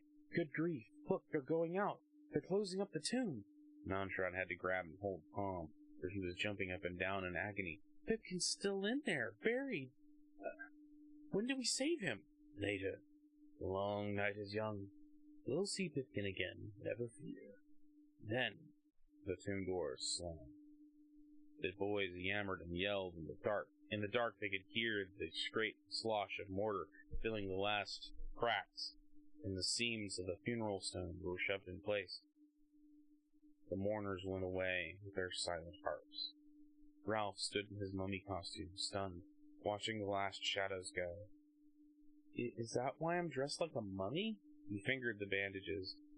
He touched his clay-wrinkled ancient face.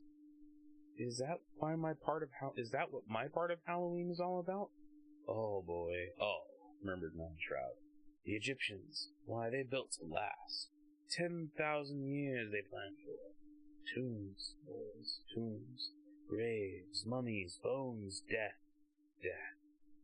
Death was at the very heart, gizzard, light, soul, and body of their life. Tombs and more tombs, with secret passages so none might be found, so grave robbers could not borrow souls, and toys, and gold. You are a mummy, boy, because that was how they dressed for eternity. Spun up in a cocoon of threads, they hoped to come forth like lovely butterflies in some far dear-loving world. Know your cocoon, boy. Touch the strange stuffs. Why, said Ralph the mummy, blinking at the smoky walls and old hieroglyphs. Every day was Halloween for them. Every day, gasped all in admiration. Every day was Halloween for them, too. Moundshroud pointed. The boys turned. A kind of green electric storm shimmered in the tomb dungeon. The ground shuddered as with an ancient earthquake. Somewhere, a volcano turned over in its sleep, lighting the walls with one fiery shoulder. On the walls beyond were prehistoric drawings of cavemen, long before the Egyptians. Now, said Manshroud. Lightning struck. Saber-toothed tigers caught the cavemen screaming. Tar pits drowned their bones. They sank, wailing. Wait. Let's save a few with fire. Manshroud blinked. Lightning struck to burn forest. One ape-man running seized a burning branch and rammed it into a saber-tooth's jaws. That's the one.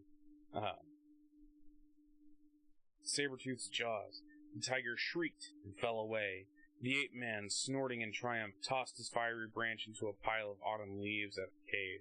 Other men came to hold their eyes out of the fire, laughing at the night where the yellow beast waited, afraid. See, boys, Manshroud's face flickered with fire. The days of the long cold are done. Because of this one brave, new-thinking man, summer lives in the winter cave. But, said Tom, what's that got to do with Halloween? 2. Why, blast my bones, everything. When you and your friends die every day, there's no time to think of death, is there? Only time to run. But when you stop running at long last... He touched the walls, and the 8 men froze in mid-flight. Now you have time to think. Of where you come from, where you're going. And the fire lights the way, boys. Fire and lightning, morning stars to gaze at. Fire in your own cave to protect you. Only by night, fires was the cave. Only by night fires was the caveman, beast-man, able at last to turn his thoughts on a spit and faced them with wonder. The sun died in the sky. Winter came like a great white beast shaking its fur, burying him. Would spring ever come back to the world? Would the sun be reborn next year or stay murdered? Egyptians asked it. Cavemen asked it. And 1,000,000 years before, will the sun rise tomorrow morning? And that's how Halloween began? With such long thoughts at night, boys. And always at the center of it, fire, the sun. The sun dying down the cold sky forever. How that must have scared one man, eh? That was the big death. If the sun went away forever, then what? So in the middle of autumn, everything dying, 8 men turned in their sleep, remembered their own dead of the last year. Ghosts cold in their heads. Memories. That's what ghosts are. But 8 men didn't know that. Behind their eyelids, late nights, the memory ghosts calm, wave, dance. So 8 men woke up, tossed twigs on the fire, shivered, wept. They could drive away wolves, but not memories, not ghosts. So they held tight to their ribs, prayed for spring, watched the fire, thanked invisible gods for harvests of fruits and nuts. Halloween indeed. 1,000,000 years ago, in a cave in autumn, with ghosts inside heads, and the sun lost. Manshroud's voice faded. He unraveled another yard or 2 of mummy wrappings, draped them over his arm grandly, and said, More to see? Come on, boys. And they walked out of the catacombs into the twilight of the old Egyptian day. A great pyramid lay before them, waiting. Last one to the top, said Manshroud, is a monkey's uncle. And the monkey's uncle was Tom. Let's see. Chapter 11. I think now actually is a good time for us to take a break. Let's see. Like I said, we're on chapter 11. We're about halfway through. Got it with this book. Let's see. It is currently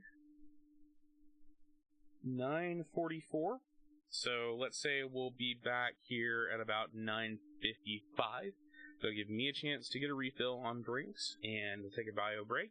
Anyone else who also wants to take a bio break and, get everything stretched, go ahead and do so. Guys, just to let you know, we are still doing the Extra Life fundraiser. If you would like to contribute to anything, please put that there. Please click on that link, and it will take you directly to where you need to go to contribute. We have already passed our target, but it's always good to have more. So please, if you can give, please do so. But otherwise, I will be back to finish the rest of this book in about 10 minutes. So I hope you guys will be here when I come back. Let me throw you up to a bit of an intermission real quick.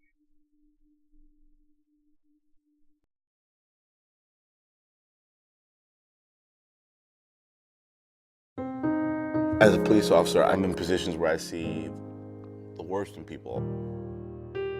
Nobody ever sees a cop unless there's a problem. So, we're always walking into problems or issues. And so I've kind of become a little callous, if you will.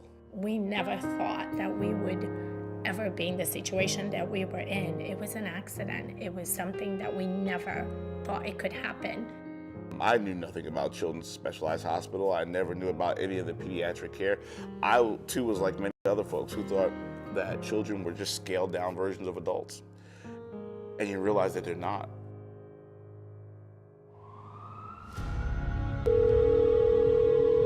Hello? Around 5:15, we had a phone call.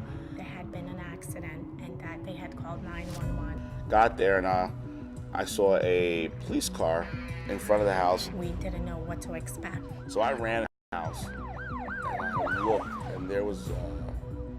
I couldn't walk in when I saw my daughter that way.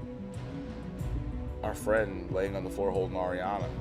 The little boy, a day or two, he was 9, his father had bought him a kid's compound bow. He was getting ready to get his hunting license. The little boy picked up the bow,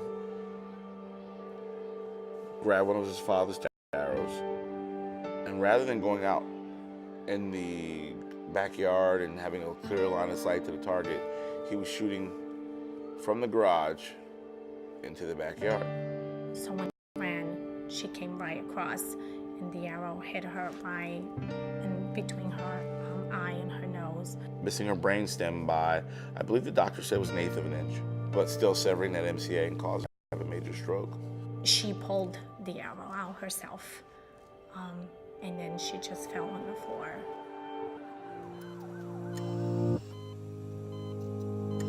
We got to the hospital, and we were told that she probably wouldn't make it through the night. That was the beginning of our nightmare. So an arrow hit you? Is that right? Ariana hadn't read her last rites. I got hit by a bow and arrow. I couldn't speak, I couldn't talk, I cannot walk. They put her in a medically induced coma, essentially for 2 weeks. We started to lose her. So they had to let her be, and then slowly for another week until she was able to wake up. And she was able to wake up. Dr. White said to us after a week, okay, no more trach. She can breathe at home. And that was scary, but she did it. The one hospital fixed her physically, but somebody had to take care of her and get her right mentally. We tell everyone that we don't know what we would be or what we'd do if we didn't have Children's Specialized Hospital by us. There is a light at the end of the tunnel, and things are gonna be okay. And then we met the folks from Children's Network, and it was like meeting angels. I can walk, I can talk. Right now I can talk much. She doesn't recognize there are things she can't do. And even after doing therapy, we always wondered, is our little Ariana coming back? And she's definitely back. It's a beautiful day. I wanna make it stay. Shine a little light, make today alright. Just wanna make it stay. This beautiful day. This beautiful day. This beautiful day.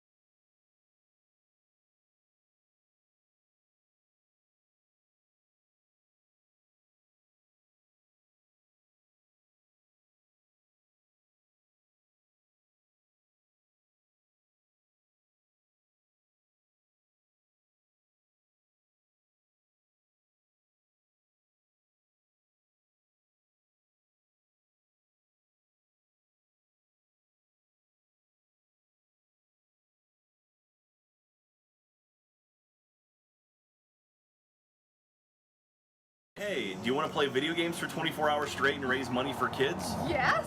It's a lot of fun. I'm glad that I'm supporting a great cause. The kids are going to be the future streamers that are going to be extra lifers. The cool thing is we've been partnering with these guys the last few years, and we've grown a really, really close relationship, and we've actually done stuff directly in the hospital that we can actually see. My name is Curvy Llama. We're Jack and Katie. My name is Good. This isn't Game Over.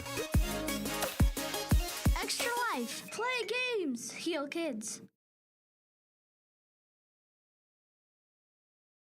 And we're back. Alright.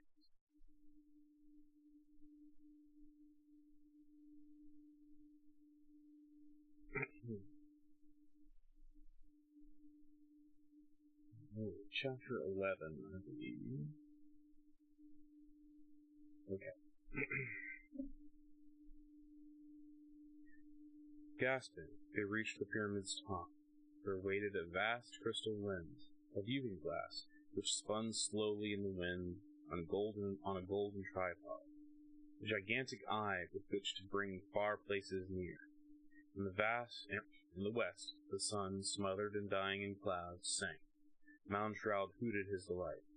There it go, boys, the heart, soul, and flesh of Halloween, the sun. There Osiris is murdered again.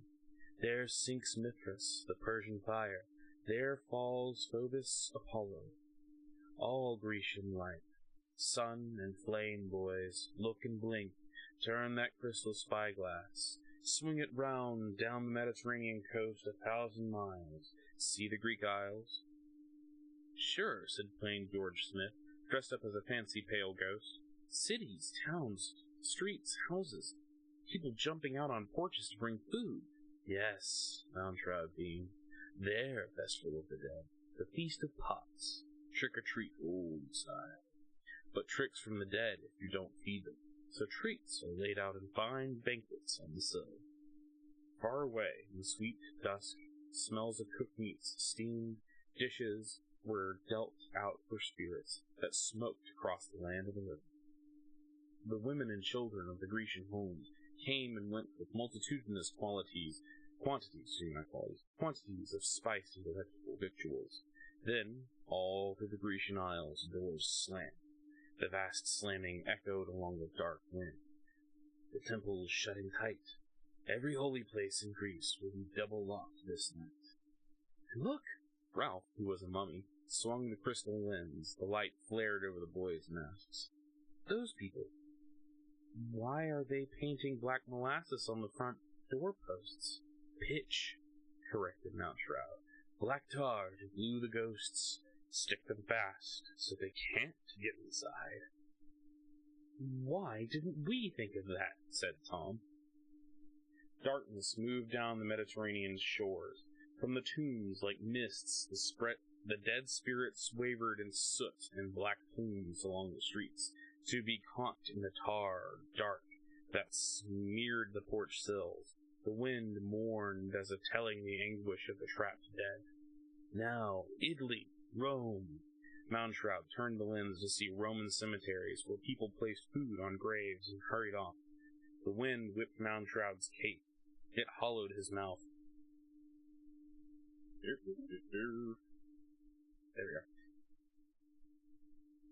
go. Oh, autumn winds that bake and burn, and all the world to darkness turn. Now storm and seize and make of me a swarm of leaves.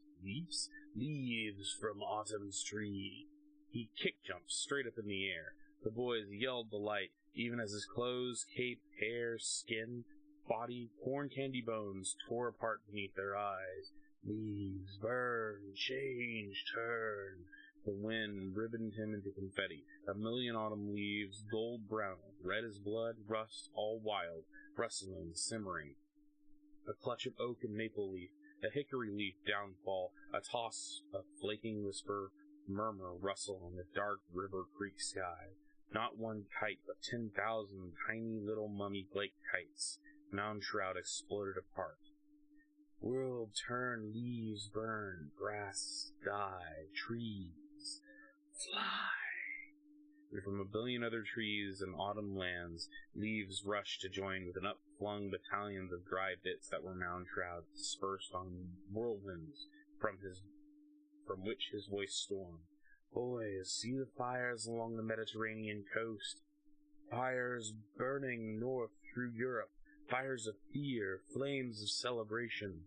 Would you spy, boys? Fly up now! The leaves, an avalanche, fell upon each boy like a terrible flapping moth, and carried them all away. Over Egyptian sands they sang and laughed and giggled. Over the strange sea, rapturous and hysterical, they soared. Happy New Year! A voice cried far below. Happy what? Asked Tom. Happy New Year! Mound-shroud, a flock of rusty leaves, rustled his voice. In old times, the 1st of November was New Year's Day, the true end of summer, the cold start of winter. Not exactly happy, but well, Happy New Year. They crossed Europe and saw new water below. The British Isles, whispered Mound-shroud. Would you cock an eye at England's own druid god of the dead? We would. White as milkweed then, soft as snow, fall, blow away, down each and all. The boys fell. Like a bushel of chestnuts, their feet rained to earth. And we get something to drink.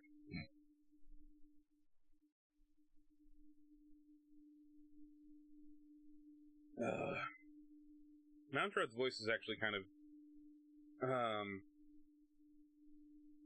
hard to do at times because it's so raspy. It's a lot better. I think I'm a lot better now than I was last year when I did this because I'm making it more whispery and more breathy. But it's still kind of hard to do because you rasp a lot when you talk. At least I hear him rasping a lot when I read him. Okay. Hawkeye.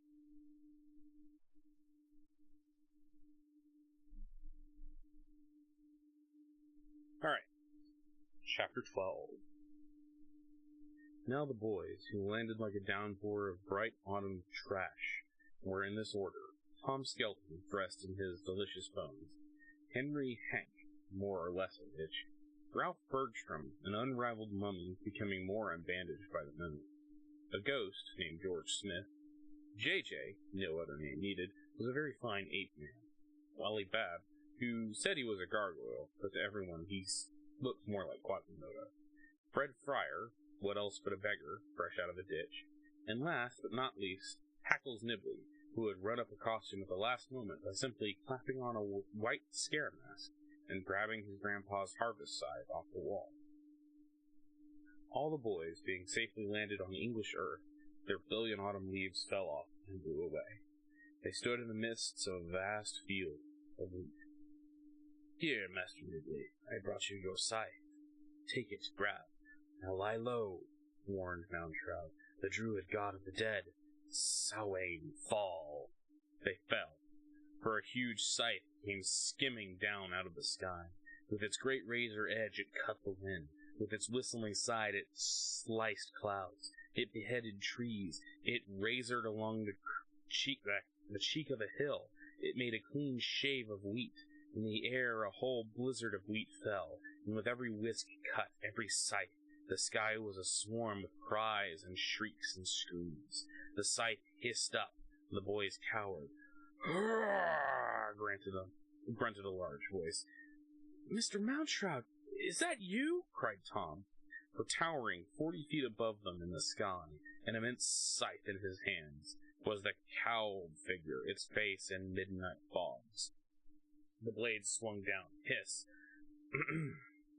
"Mr. Mound-shroud, let us be!"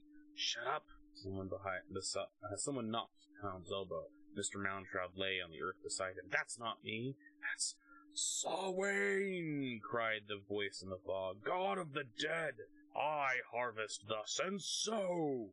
Swoosh! All those who died this year were here, and for their sins this night they were turned to beasts. Swoon!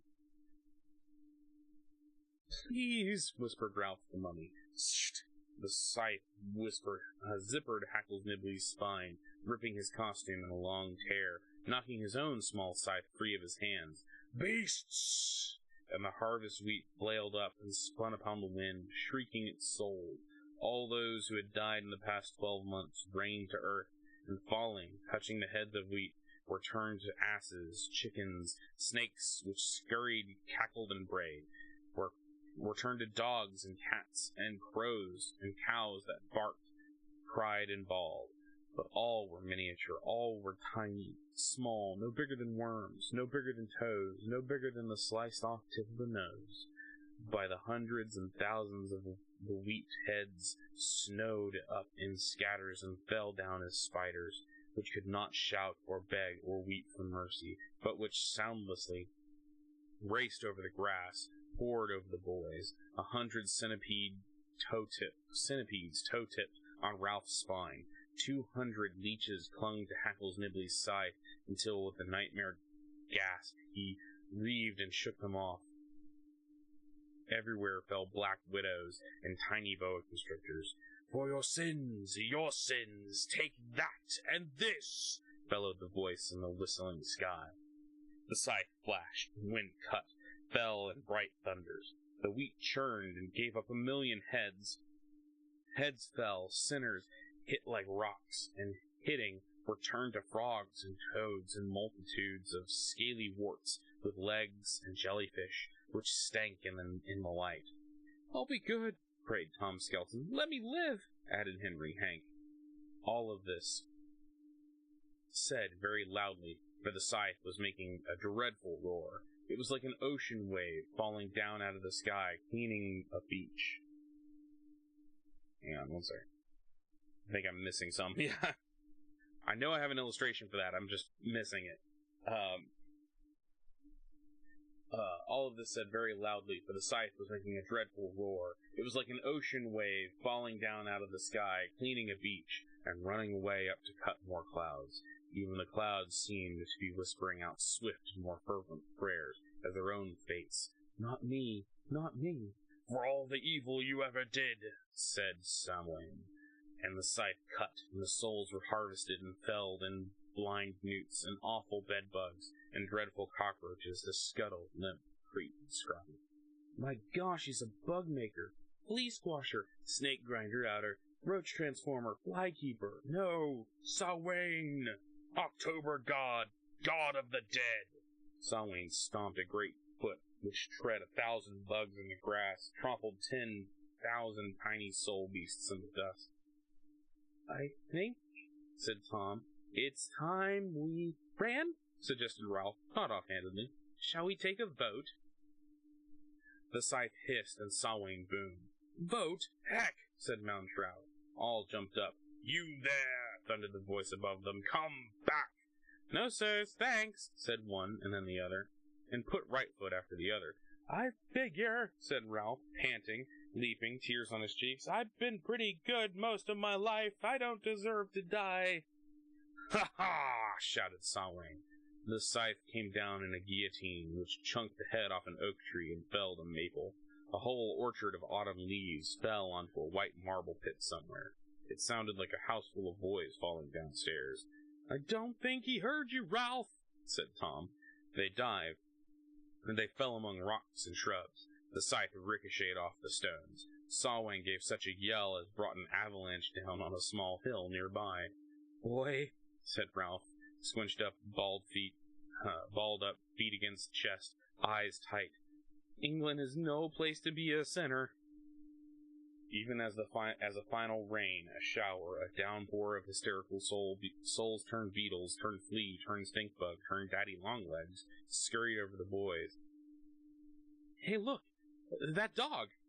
A wild dog, mad with terror, raced up the rocks. In its face, its eyes. Something in its eyes. "That could be Pipkin?" said everyone. "Pip!" shouted Tom. "Is this where we meet you?" But boom! The scythe fell. A yipping with fright, the dog bowled over and slid down in the grass. "Hold on, Pip!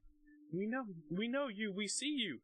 Don't scare off! Don't—" Tom whistled, but the dog, yarping with Pipkin's own dear, sweet, scared voice, was gone.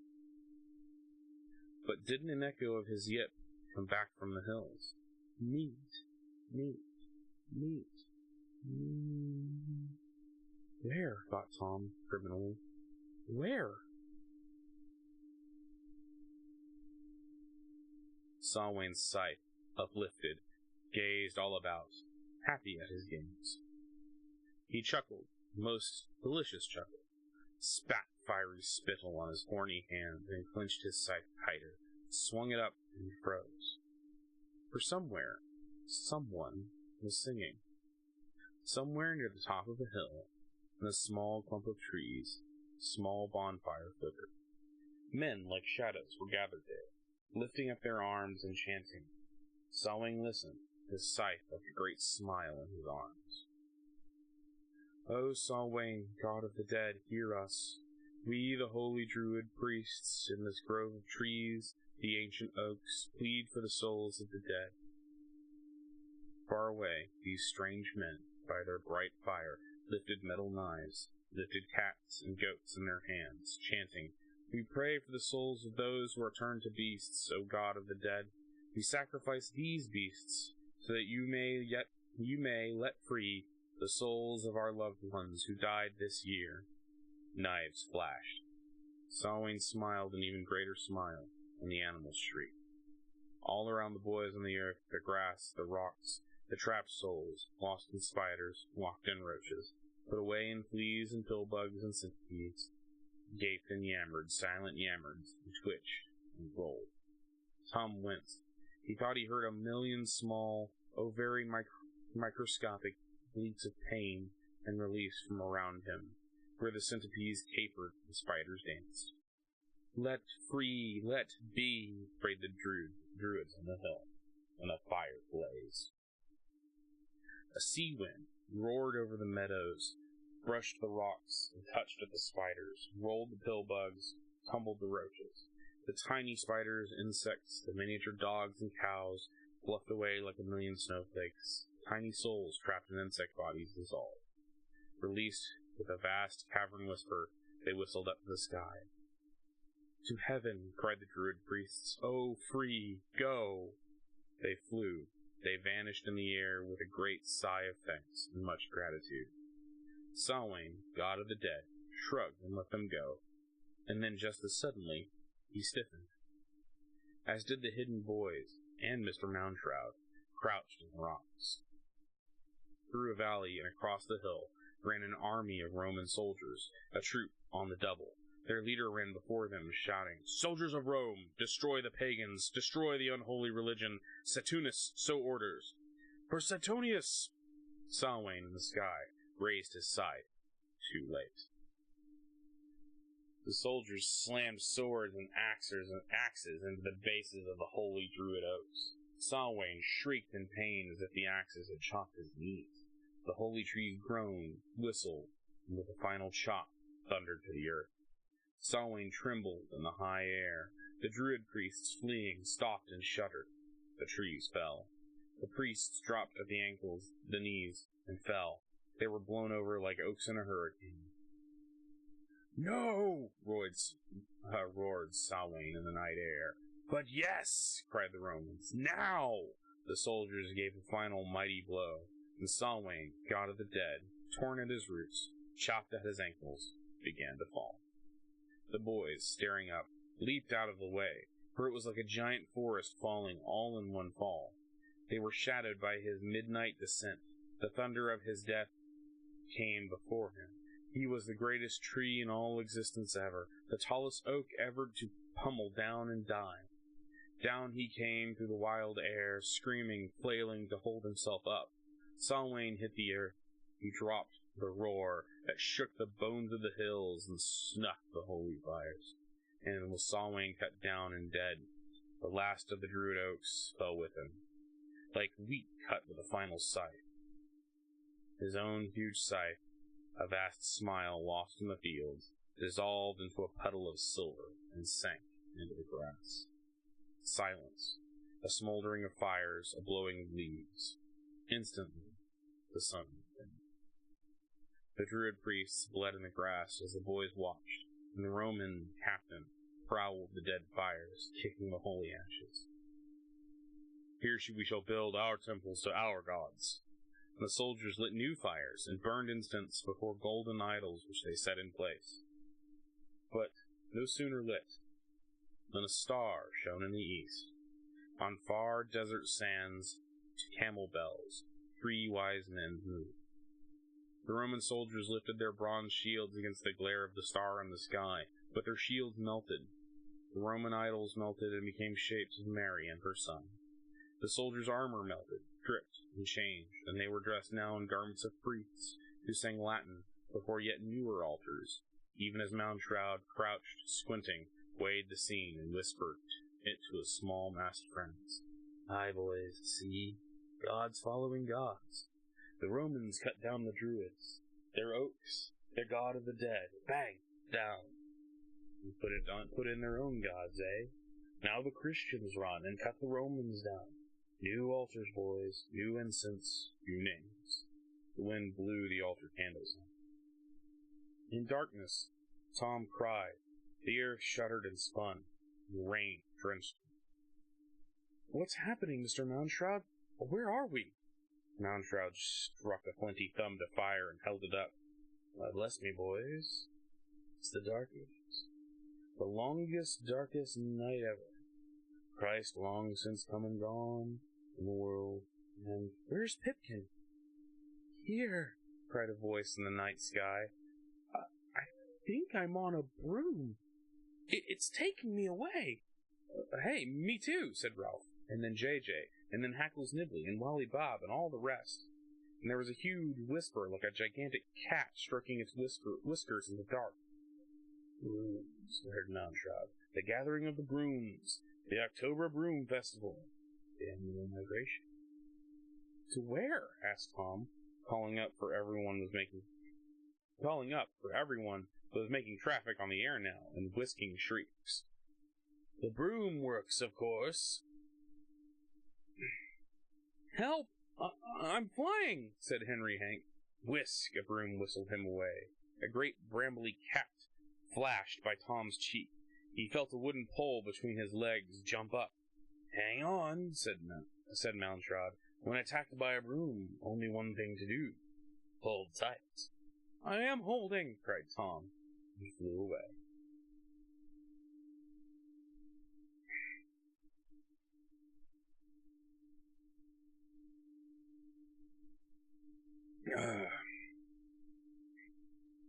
The sky was swept clean with brooms. The sky was yelled clean by boys occupying at least 8 of those brooms at once. And what with changing their cries of fear to cries of delight, and the boys almost forgot to look or listen for Pipkin, similarly sallied off among the clouds. This way, announced Pipkin. As quick as we can, cried Tom. But Pip, it's awfully hard to ride a broom, I find. Funny you say that, said Henry Hank. I agree. Everyone agreed, falling off, hanging on, and climbing back. There was now such a hustle of brooms as left no room for clouds, and none for mists, and certainly none for fog for boys. And there was an immense traffic of brooms, as if all Earth's forests gave up their branches in one broom, and one boom, and fling, and scouring autumn fields, cut clean and throttled tight such great cereal grains as made good sweepers, thrashers, beaters, and then flew up. So here came all the backyard wash-line crop poles in the world, and here came with them swatches of grass, clumps of weed, brambles of brush, and bush to herd the sweet clouds and cleanse the stars and ride boys. Said boys, each on his own skinny mount, were deluged with beatings and cuffings of flail and wood. They were punished severely for occupying heaven. They took 100 bruises each, a dozen cuts, and precisely 49 lumps on their tender skulls.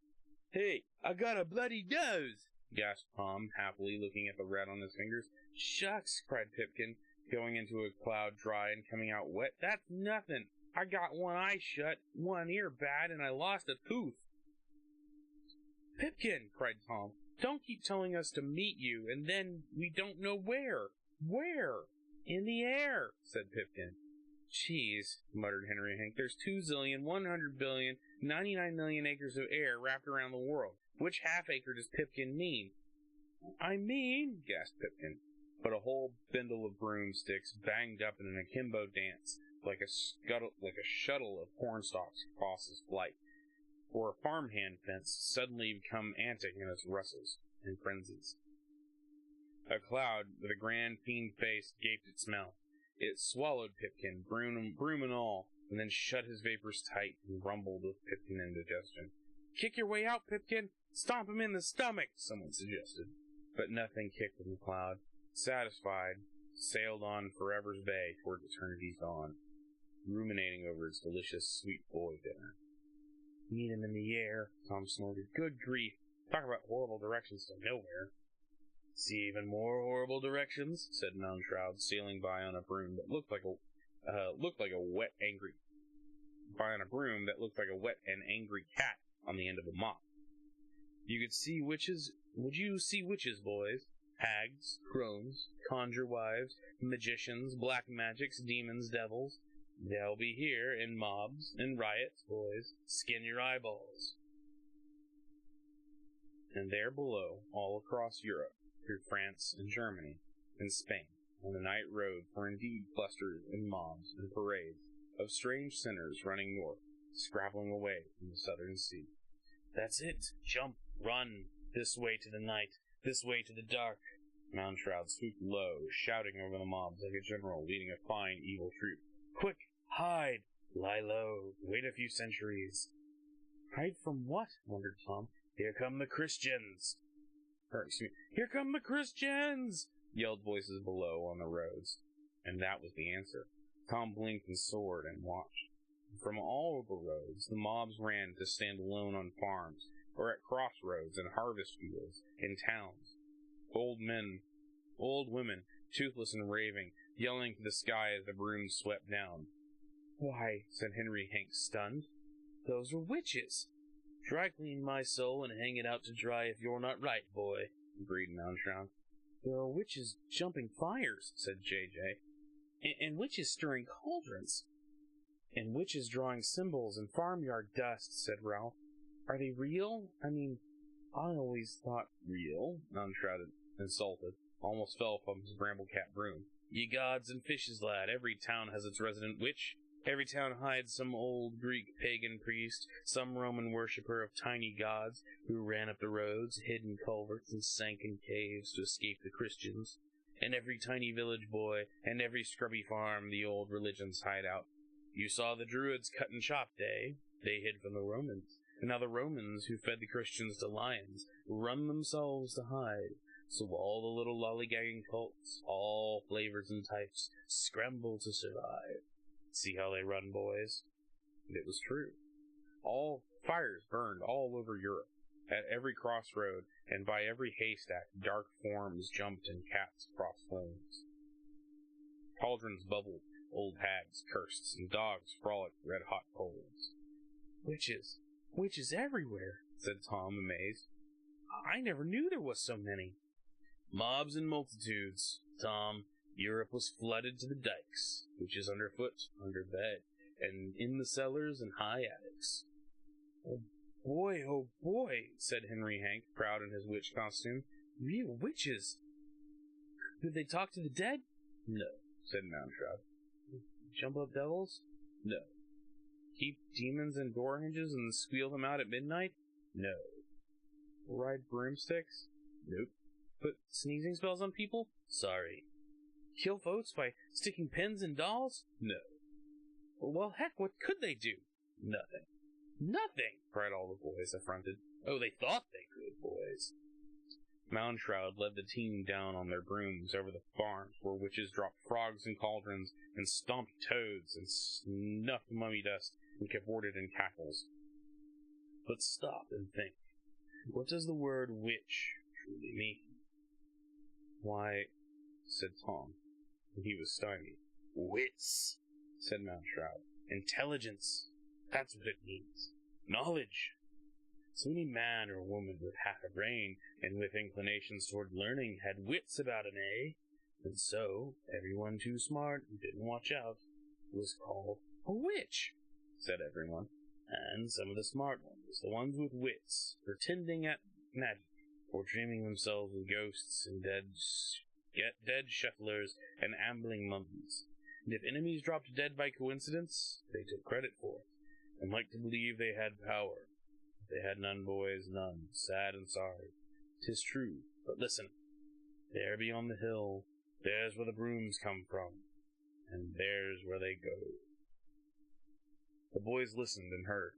The broom works makes the broom that looms on sky and gloom rising of the moon, that broom to which flies high on harvestings of storm and glass, with shriek and sigh to motion it on ocean seas of cloud, now soft, now loud.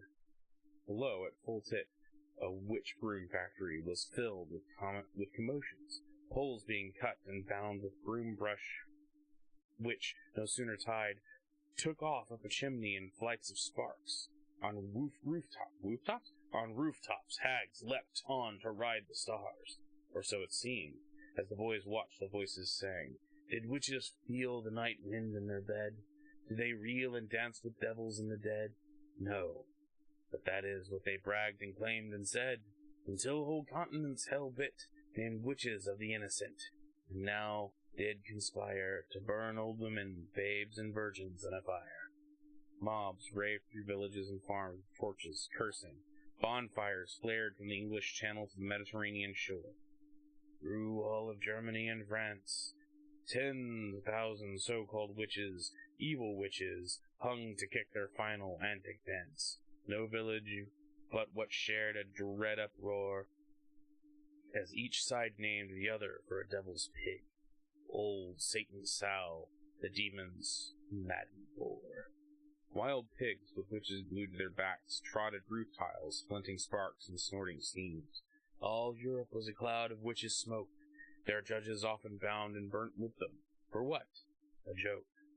Until all men are spoiled with guilt, all sin, all lie. So what to do? Why, everyone must die. Smoke churned the sky. At every crossroads witches hung, crows gathered in feathered darkness. The boys hung from their brooms in the sky, eyes popped, mouths wide. Anyone want to be a witch? Asked Moundshroud at last. Said Henry Hank, shivering in his witch's rags. Not me. No fun, eh, boy? Not fun. The brooms flew with them off through chairs and smokes. They landed on an empty street in an open place in Paris, and their brooms fell over, dead.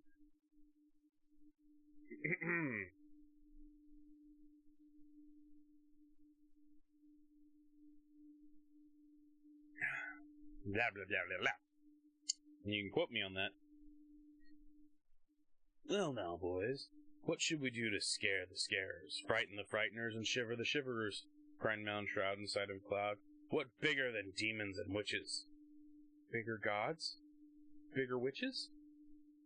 Bigger churches? Guessed Tom Skelton. Bless you, Tom, right. An idea gets big, yes. A religion gets big. How? With buildings large enough to cast shadows across an entire land. Build buildings you can see for 100 miles. Build one so tall and... I think I missed a page here. No, I didn't. Okay. It shows you how much I know this book. Build one so tall and famous, it has a hunchback in it, ringing bells. So now, boys, help me build it brick by brick, flying buttress by flying buttress. Let's build Notre Dame, shouted all 8 boys. And all the more reason to build Notre Dame, because, said Moundshroud, listen. Bong. A bell tolled in the sky. Bong. Help, whispered a voice when the sound had finally died. Bong.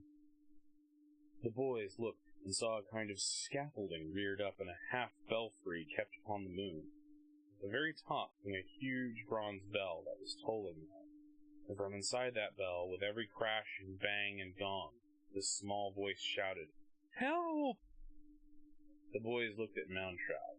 Their eyes blazed a question. Pipkin? Meet me in the air, thought Tom. And there he is. There, hung upside down over Paris, his head for a knocker, was Pipkin and a bell, or the shadow, ghost, the lost spirit of Pipkin, anyway. Which is to say, there was a bell, and when it sounded the hour, why that sound was made with a flesh and blood clapper, which knocked the rim. Pipkin's head banged the bell, bong, and again, bong. "He'll knock his brains out," gasped Henry Hank. "Help!" cried Pipkin, a shadow in the bell, a ghost chained upside down to strike the quarters and the hours. "Fly!" cried the boys to their brooms, but the brooms lay dead on the Paris stones. "No life in them," mourned Mounshroud. "Juice, sap, and fire, all gone." "Well now," he rubbed his chin with sparks. "How do we get up there to help the Pipkin with no brooms?" "You fly, Mr. Mounshroud." "Ah, no, that's not the ticket. You must save him, always and forever, again and again, this night, for one grand salvation. Wait. Inspiration. We were going to build Notre Dame, correct? Well then, let us, by all means, build it there, and climb our way up to Hard Skull, knock the bell, sound the hour, Pipkin. Hop it, lads, climb those stairs." "What stairs?" "These, here, and here." Bricks fell in place. The boys leapt, and they put one foot out and down. A stair came after it, one stone at a time. "Bong!" said the bell. "Help!" said Pipkin.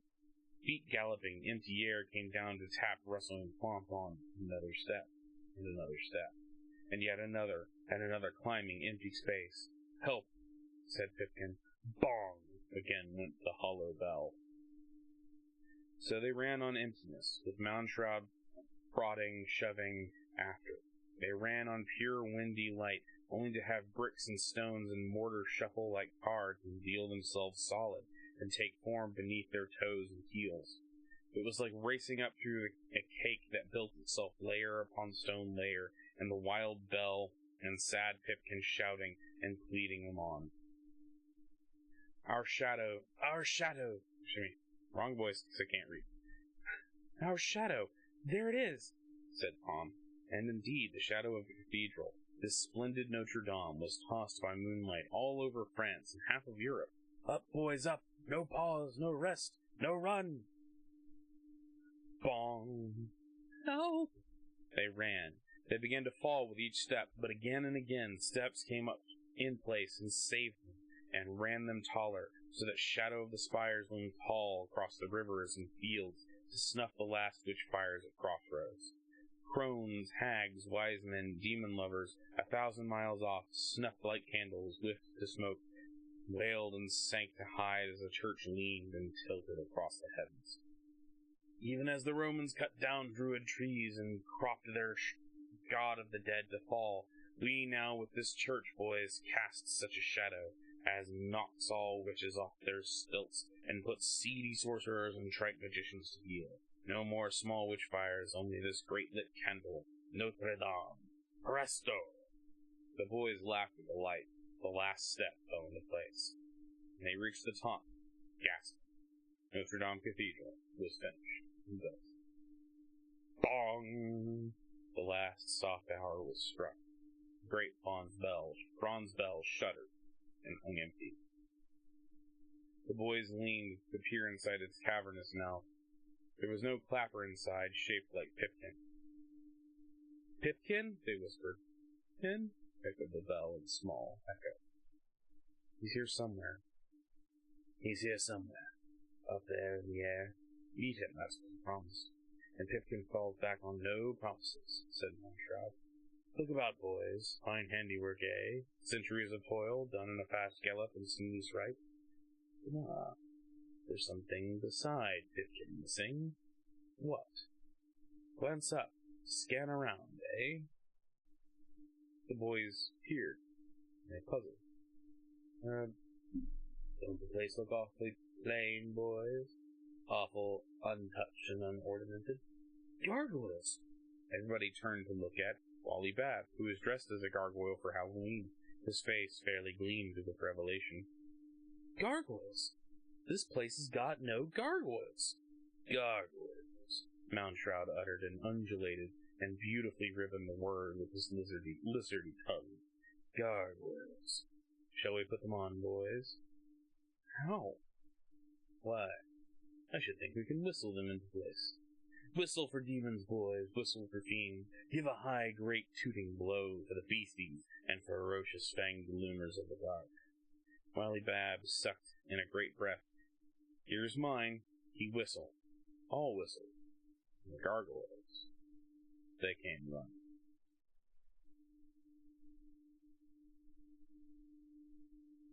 Ah, crap.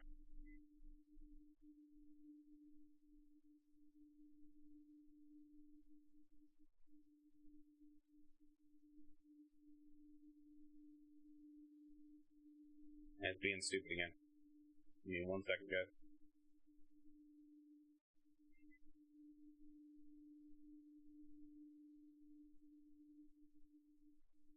I don't know why I just logged myself out when I'm sitting here and reading.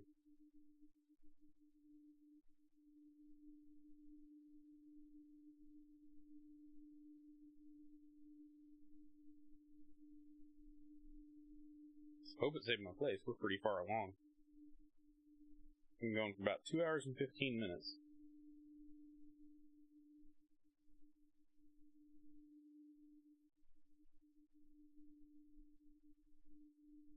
Here we go. Chapter 16 is where we're on right now. Let me go ahead and start moving. We only have 19 chapters, so we're pretty close to the end.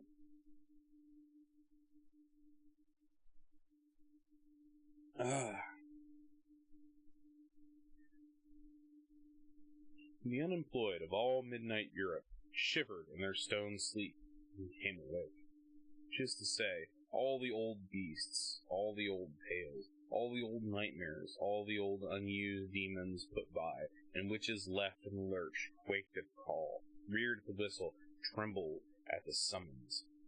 And in dust devils of propulsion skimmed down the roads, glittered the skies, buckshot through shaken trees, forded streams, swam rivers, pierced clouds, and arrived.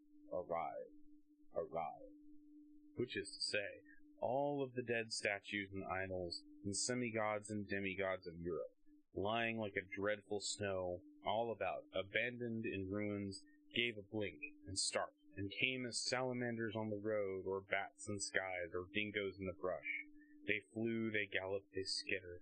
To the general excitement and amazing, and much babbling shout from the fringe of boys leaning out, Moundshroud leaning with them as a mob of strange beasts came from north, south, east, and west, to the panic at the gates, and wait for whistles. Shall we drop white-hot boiling lead on them? The boys saw Moundshroud smile. Heck no, said Tom. Hunchback already did that years ago. Well then, no burning lava. So shall we whistle them up? They all whistled, and obedient to summons, mobs and flocks and pride, the crush, the collection, the raving flux of monsters, beasts, vices rampant, virtues gone sour, discarded saints, misguided prides, hollow pomps, oozed, slid, suckered, pelted, ran bold, right up the sides of Notre Dame. In a flood tide of nightmare, in a tidal wave of outcry and shamble, they undulated the cathedral, to crust themselves upon every pinion and upthrust stone. So here ran pigs, and there climbed Satan's goats, and yet another wall new devils, which recarved themselves along the way, dropped horns and grew new ones, shaved beards to spout tendril earthworm mustaches. Sometimes a swarm of only masks and faces scuttled up the walls and took the buttress heights, carried on by an army of crayfish and wobbly, crotchety lobsters. Here came the heads of gorillas full of sin and teeth. Here came men's heads with sausages in their mouths. Beyond danced the mask of a fool upheld by a spider that knew ballet. So much was going on that Tom said, My gosh, so much is going on. And more come. There, said Moundshroud.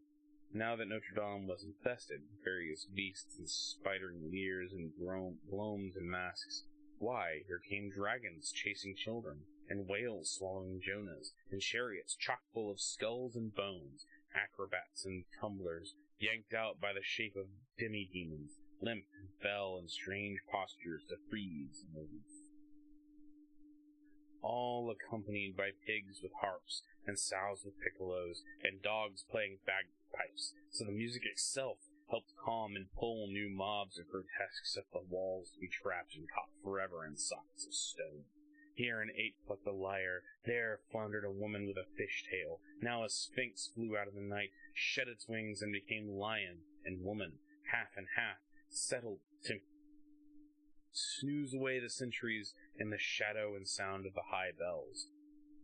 "Why, what are those?" cried Tom. Mountroud, leaning over, gave a snort. "Why, those are sins, boys, and nondescripts. There crawls the worms of conscience." They could see it crawl, and it crawled very far.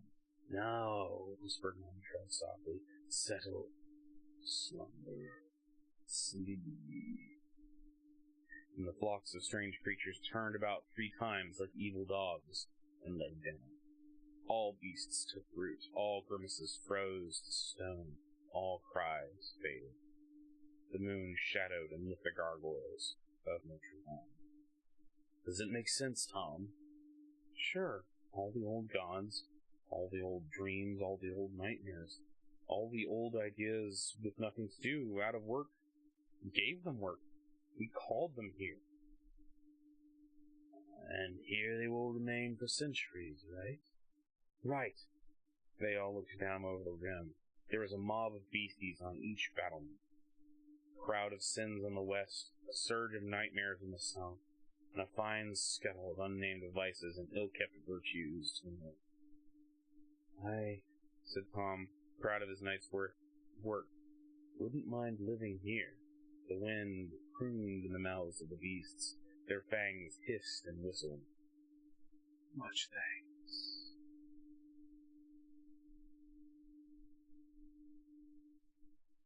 Chapter 17.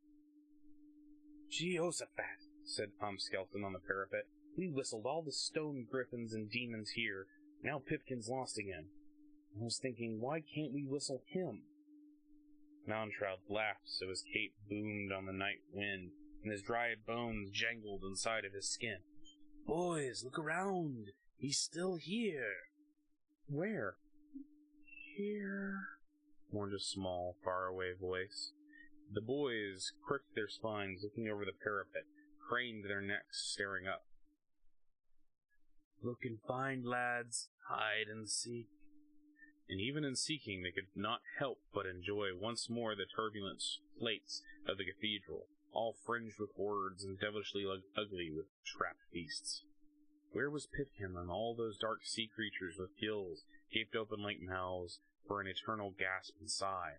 Where, among all those lovely chiseled nightmares, cut from the gallstones of night lurks and monsters cracked out of old earthquakes, vomited up from mad volcanoes which cooled themselves to frights and deliriums?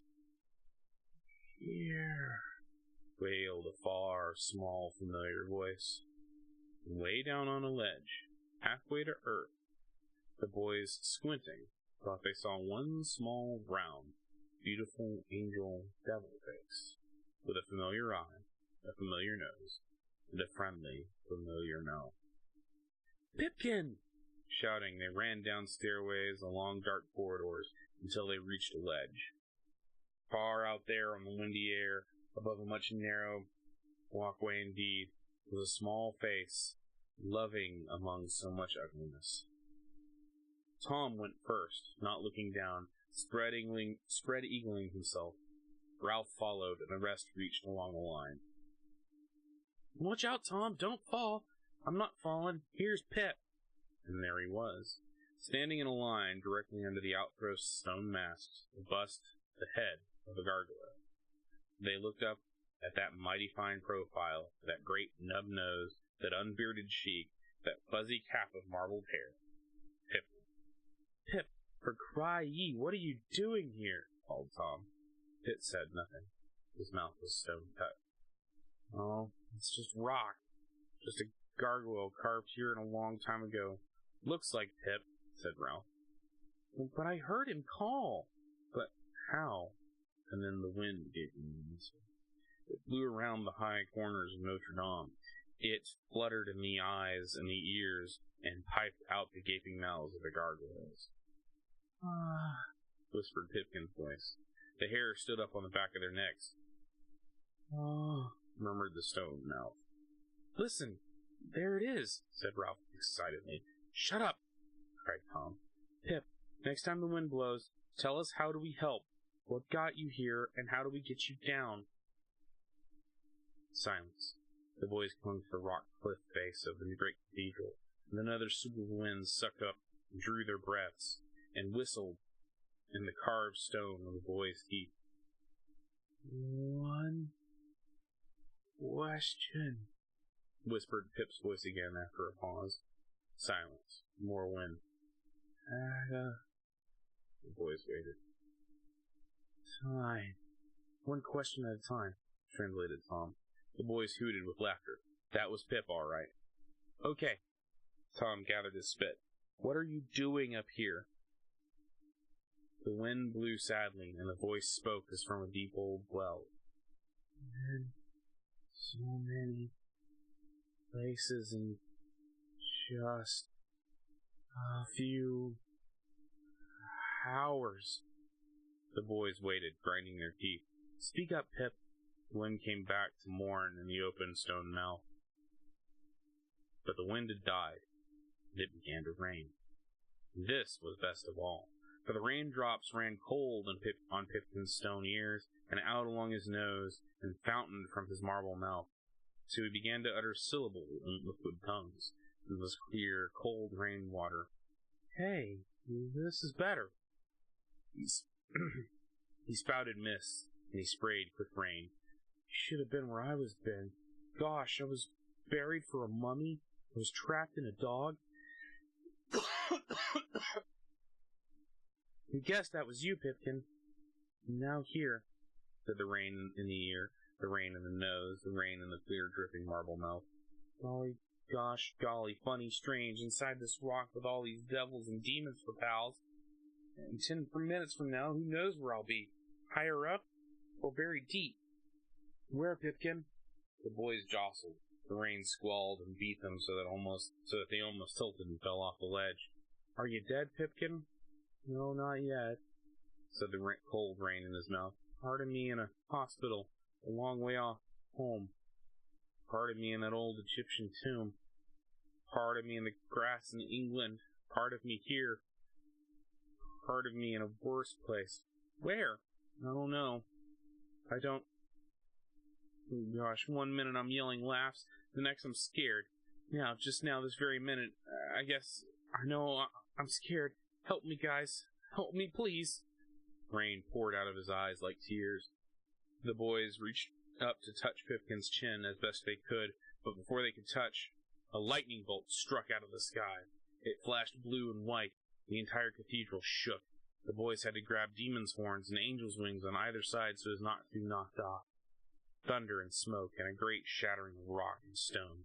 Pipkin's face was gone. Knocked off by the lightning bolt, it fell down through his face to shatter on the ground below. "Pipkin!" But there below on the cathedral porch stones were now flinty fire sparks blowing away, and fine gargoyle dust. Nose, chin, stone lip, hard cheek, bright eye, carved fine ear, all whipped away on the wind and chaff and shrapnel dust. They saw something like a spirit smoke, a bloom of gunpowder blow drifting south and west. "Mexico," Moundshroud, one of the few men in all the world who knew how to uttered the word. "Mexico?" asked Tom. "The last grand travel of this night," said Moundshroud, still savoring the syllables. "Whistle, boys. Scream like tigers. Cry like panthers. Shriek like a carnivore." "Scream? Cry? Shriek?" "Reassemble the kite, lads. The kite of autumn. Paste back the fangs and fiery eyes and bloody tongues. Yell the wind to sew it all together and ride us high and long and last. Bray, boys, whimper, trumpet, and shout." The boys hesitated. Moundshroud ran along the ledge, like someone racketing a picket fence. He knocked each boy with his knee and elbow. The boys fell, and falling gave each particular whimper, shriek, or cry.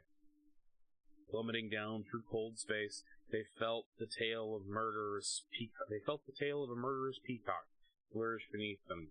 All blood-filled eye, 10,000 burning eyes came up, hovered suddenly around the windy corner of gargoyles.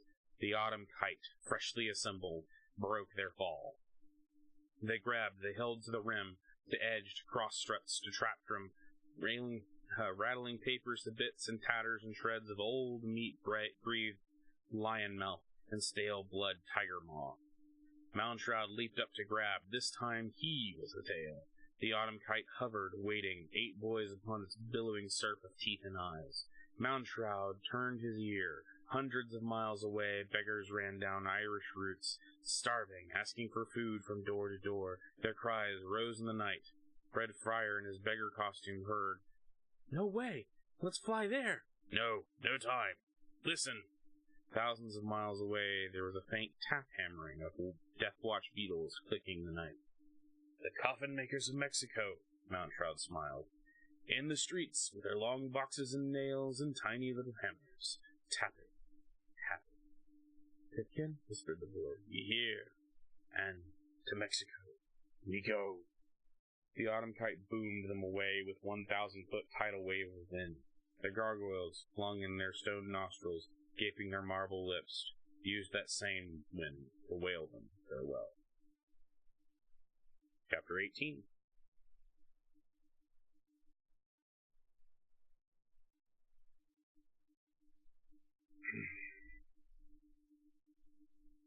They hung above Mexico. They hung above an island in the lake in Mexico. They heard dogs barking in the far night below. They saw a few boats in the moonlit lake moving like water insects. And they heard a guitar playing and a man singing in a hard, high, sad voice.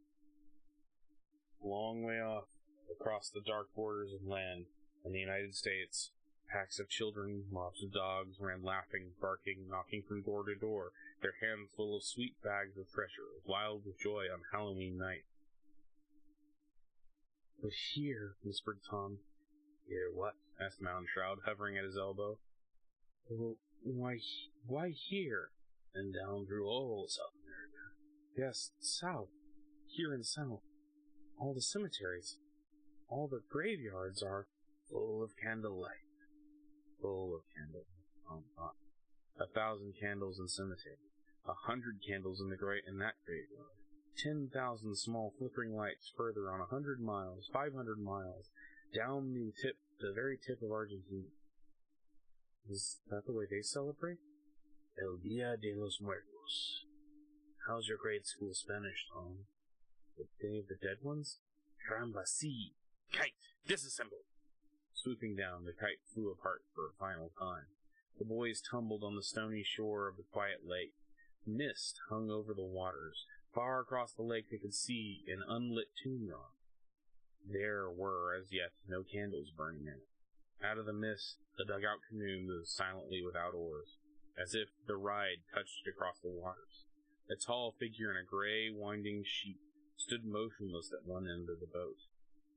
The boat nudged the grassy shore softly. The boys gasped, for as far as they could tell, only darkness was cupped inside the hood of the shrouded figure. Mr. Moundshroud? They knew it had to be him, but he said nothing. Only the faintest firefly of a grin flickered in the town. A bony hand gestured. The boys tumbled into the boat. "Shh," whispered a voice from the empty hood. The dark figure gestured again, and touched by wind, they flew across the dark waters into the night sky, filled with a billion never-before-seen fires of the stars. Far off on that dark island there was a prickle of guitar sound. A single candle was lit in the graveyard. Somewhere, someone blew a musical sound on a flute. Another candle was lit among the tombstones. Someone sang a single word of song. A third candle was touched to life by a flame match. And the faster the boat moved, the more guitar notes sounded, and the more candles were lit high among the mounds on the stony hills. 12, 100, 1,000 candles flared until it looked as if the great Andromeda star cluster had fallen out of the sky. and tilted itself to rest here in the middle of almost midnight Mexico. The boat struck the shore. The boys, surprised, fell out. They spun about, but Moundshroud was gone. Only his winding sheet lay empty in the boat. A guitar called to them, and a voice sang to them. A road like a river of white stones and white rocks led up through the town that was like a graveyard, the graveyard that was like a town. For there were no people in the town. The boys reached the low wall of the graveyard, and then the huge latticework iron gates. They took hold of the iron rungs and stared in. "Why," gasped Tom, "I've never seen anything like it." For now they knew why the town was empty. The graveyard was full. By every grave was a woman kneeling to place gardenias or azaleas or marigolds in a frame upon the stone. By every grave knelt a daughter who was lighting new candles or lighting a candle that had just blown out. For every grave was a quiet boy and bright brown eyes, and in one hand a small papier-mâché funeral parade glued to a shingle, and in the other hand a papier-mâché skeleton head, which rattled with rice or nuts inside. "Look," whispered Tom. There were hundreds of graves. There were hundreds of women. There were hundreds of daughters, and there were hundreds of sons. And graveyards upon hundreds upon thousands of candles. The whole graveyard was one swarm of candle shine, as if a population of fireflies had heard of a grand conglomeration and had flown down here to settle in the flame upon the stones and light the brown faces and the dark eyes and the black hair. "Boy," said Tom half to himself, "at home we never go to the graveyard, except maybe Memorial Day once a year, and then at high noon, full sun, no fun. Now this is fun." "Sure," whisper yelled everyone. "Mexican Halloweens are better than ours." And for every grave there were plates of cookies shaped like funeral priests or skeletons of ghosts, waiting to be nibbled by living people or by ghosts that might come along towards dawn, hungry and forlorn. No one knew. No one said. Each boy inside the graveyard, next to his sister and mother, put down the miniature funeral at the grave, and they could see the tiny candy person inside the tiny wooden coffin placed before a tiny altar with tiny candles. And around the tiny coffin stood tiny altar boys, with peanuts for heads and eyes painted on the peanut shells. And before the altar stood a priest with a corn nut for a head and a walnut for a stomach. And on the altar was a photograph of the person in the coffin, a real person once, remembered now. "Better and better," whispered Ralph. "Huevos!" sang a far-off voice up the hill. Inside the graveyard, voices echoed the song. Inside, leaning against the graveyard walls, some of the guitars in their hands or bottles were men in the village. And I'm going to take a time out real quick to say I don't speak Spanish, so I may mispronounce this. "Chevos de los Muertos," sang the faraway voice. "Chevos de los Muertos," sang the men in the shadows beside the gate. "Skulls," translated Tom. "Skulls of the dead. Skulls, sugar-sweet skulls, sweet candy skulls, skulls of the dead ones," sang the voice, coming close now. And down the hill, treading softly in shadow, came a hunchback vendor of skulls. "No, not hunched," said Tom, half aloud. "A whole load of skulls on his back," cried Ralph. Sweet skulls, sweet white crystal, sugar candy skulls," sang the vendor, his face hidden under a vast sombrero. But it was Moundshroud's voice that sweetly piped. And, carried from a long bamboo over his shoulder, hung on black threads, were dozens and scores of sugar skulls, as big as their own heads, and each skull was inscribed. "Names, names," sang the old vendor. "Tell me your name, I'll give you your skull." "Tom," said Tom, and the old man plucked forth a skull. On it in huge letters was written, "Tom." Tom took and held his own name, his own sweet edible skull in his fingers. "Ralph," and a skull with the name Ralph written on it was tossed forth. Ralph caught it, laughing. In a swift game, the bony hand tossed white skull after sweet skull into the cool air. Henry, Hank, Fred, George, Hackles, JJ, Wally. The boys bombarded, squealed, and danced about, pelted with their own skulls and their own proud names, sugar encrusted on each white brow of the skull. They caught and almost dropped this splendid bombardment. They stood, mouths wide open, staring at the sugary death sweets in their gummy hands.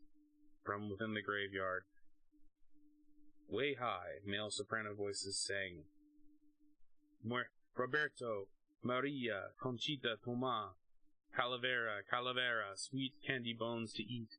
Your name on the snow-white sweet skull. You hurry down the street. You buy from the piled high white hills in the square.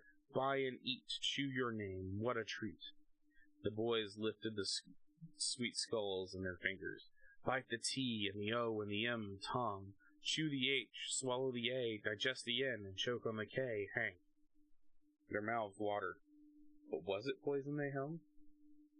Would you guess such happiness, such joy, as each boy dines on darkness and makes a meal of the night? What delight, snap a bite, go ahead, munch that fine candy head. The boys tapped the sweet candy names to their lips and were about to bite when, Olé! A mob of Mexican boys ran up, yelling their names, seizing the skulls. Toma! And Tom saw Toma run up with his named skull. Hey, said Tom. He sort of looked like me. Did he? Said the vendor of skulls. Enrique! Shouted a small Indian boy, seizing Henry Hank's skull. Enrique pelted down the hill. He looked like me, said Henry Hank. He did. Quick, boys, see what they're up to. Hold on to your sweet craniums and get. The boys jumped. For at that very moment an explosion hit the streets below in town, and then another explosion and another. Fireworks. The boys took one last look at the flowers on the graves. Cookies, food, skulls upon the graves, miniature funerals with miniature bodies and coffins. At candles, crouched women, lonely boys, girls, men, and then whirled and exploded down the hill towards the firecrackers. Into the plaza, Tom and Ralph and all the other costume boys raced, panting. They jolted to a halt and danced about as 1,000 miniature firecrackers banged around their shoes. The lights were on. Suddenly, the shops were open, and Toma and Jose Juan and Enrique were lighting and tossing the firecrackers with yells. Hey, Tom, from me, Toma! Tom saw his own eyes glinting from the wild boy's face. Hey, Henry, this is from Enrique. Bang!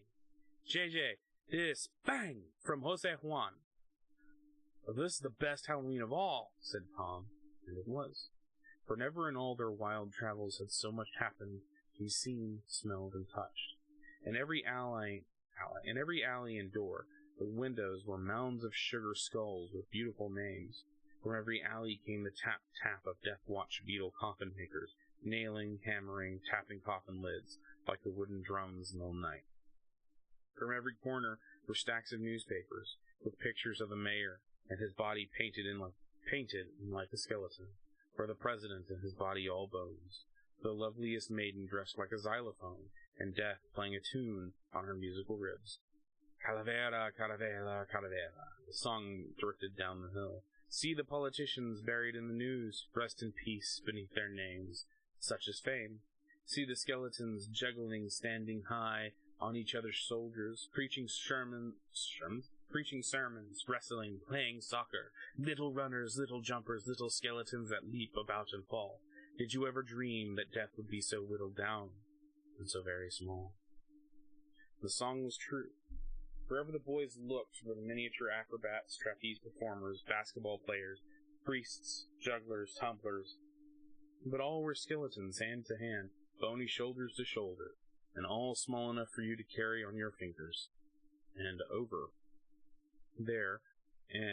there in the window was a whole microscopic jazz band with a skeleton trumpeter and a skeleton drummer and a skeleton playing a tuba no bigger than a soup spoon, and a skeleton conductor with a bright cap on his head and a baton in his hand, and tiny music pouring out of tiny holes. Never before had the boys seen so many bones. Bones, laughed everyone. Oh, lovely bones. Then the song began to fade. Hold the dark holiday in your palms. Bite it, swallow it, and survive. Come out of the far black tunnel of El Dia de los Muertos, and be glad, oh so glad you are alive. Calavera, calavera. The newspapers, bordered in black, blew away on white funeral winds. The Mexican boys ran away up the hill to their families. "Oh, strange, funny, strange," whispered Tom. "What?" said Ralph at his elbow. "Up in Illinois. We've forgotten what it's all about. I mean the dead up in our town. Tonight. Heck, they're forgotten. Nobody remembers. Nobody cares. Nobody goes to sit and talk to them. Boy, that's lonely. It's really sad. But here, why shucks, it's both happy and sad. It's all firecrackers and skeleton toys down here in the plaza, and up in the graveyard now they're all Mexican dead folks with their families visiting flowers and candles and singing and candy. I mean, it's almost like Thanksgiving, huh? And everyone sat down to dinner, but only half the people able to eat. But that's no mind. They're there. It's like holding hands at a seance with your friends, but some of the friends are gone. Oh, heck, Ralph. Yeah, said Ralph, nodding behind his mouse. Heck. Look over there, said JJ. The boys looked, and on top of a mound of white sugar skulls was one with the name Pipkin on it. Pipkin's sweet skull. But nowhere in all the explosions and dancing bones and flying skulls was there so much as one dust speck, or whimper, or shadow of Pip.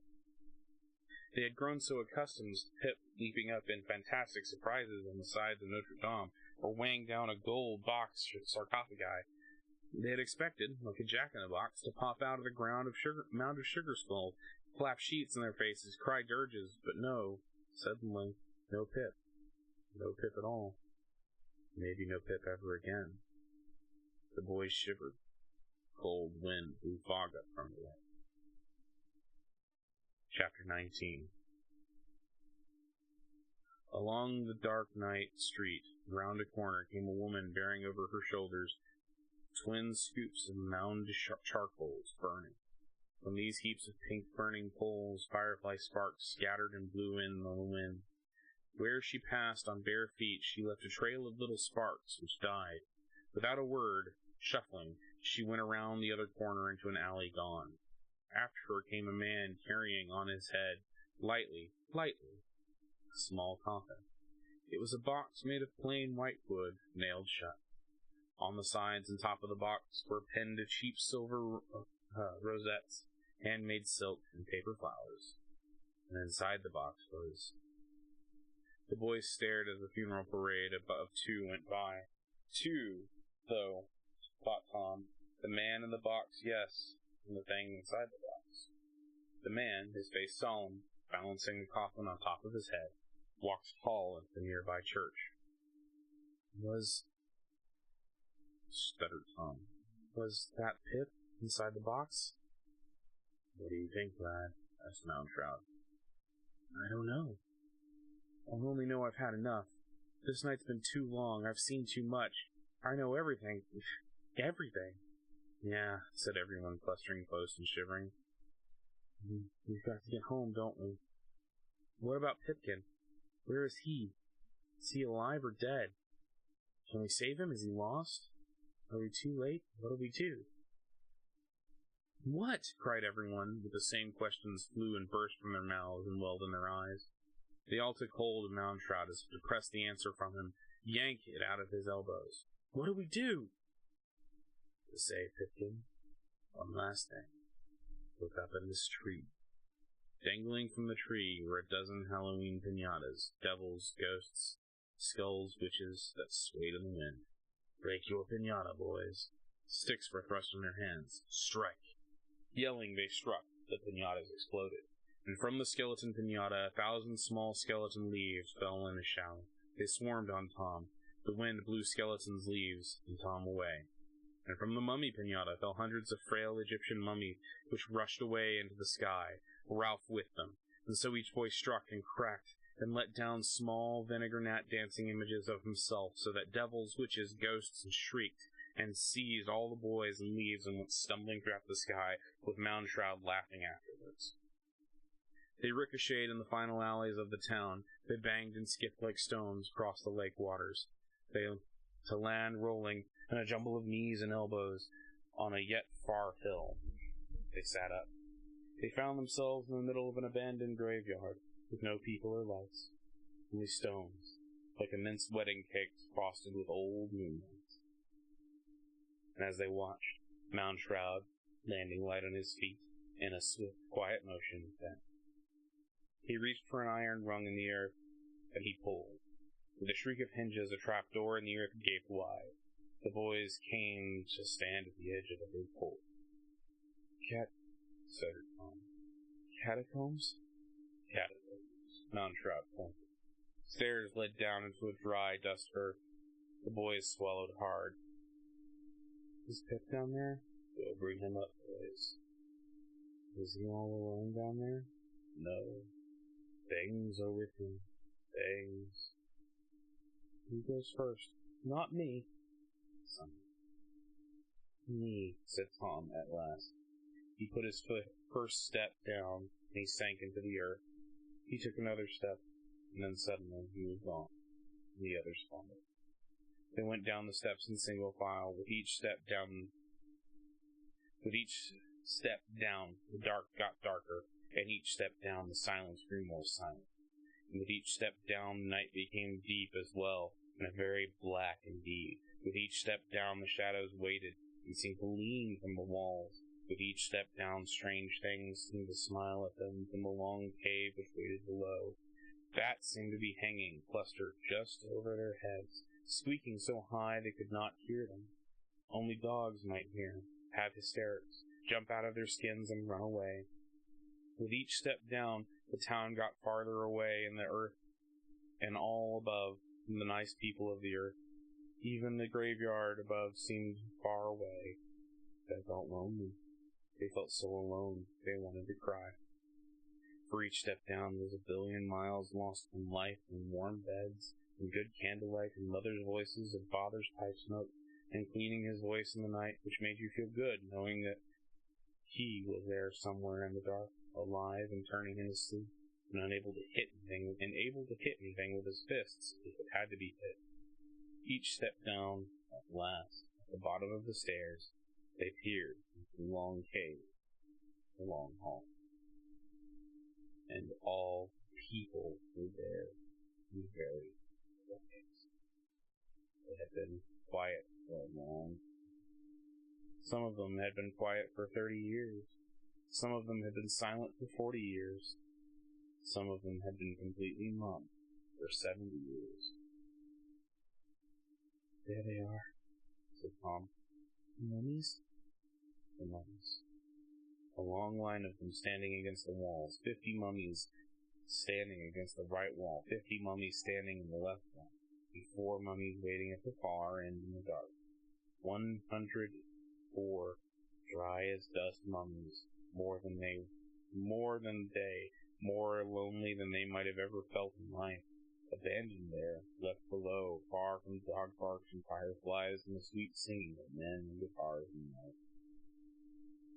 Oh boy, said Tom, all those poor people. I've heard of them. What? There are folks that couldn't pay the rent on their graves. So the gravedigger dug up these people and put them down here. The earth is so dry it makes mummies out of them. And look, see how they're dressed?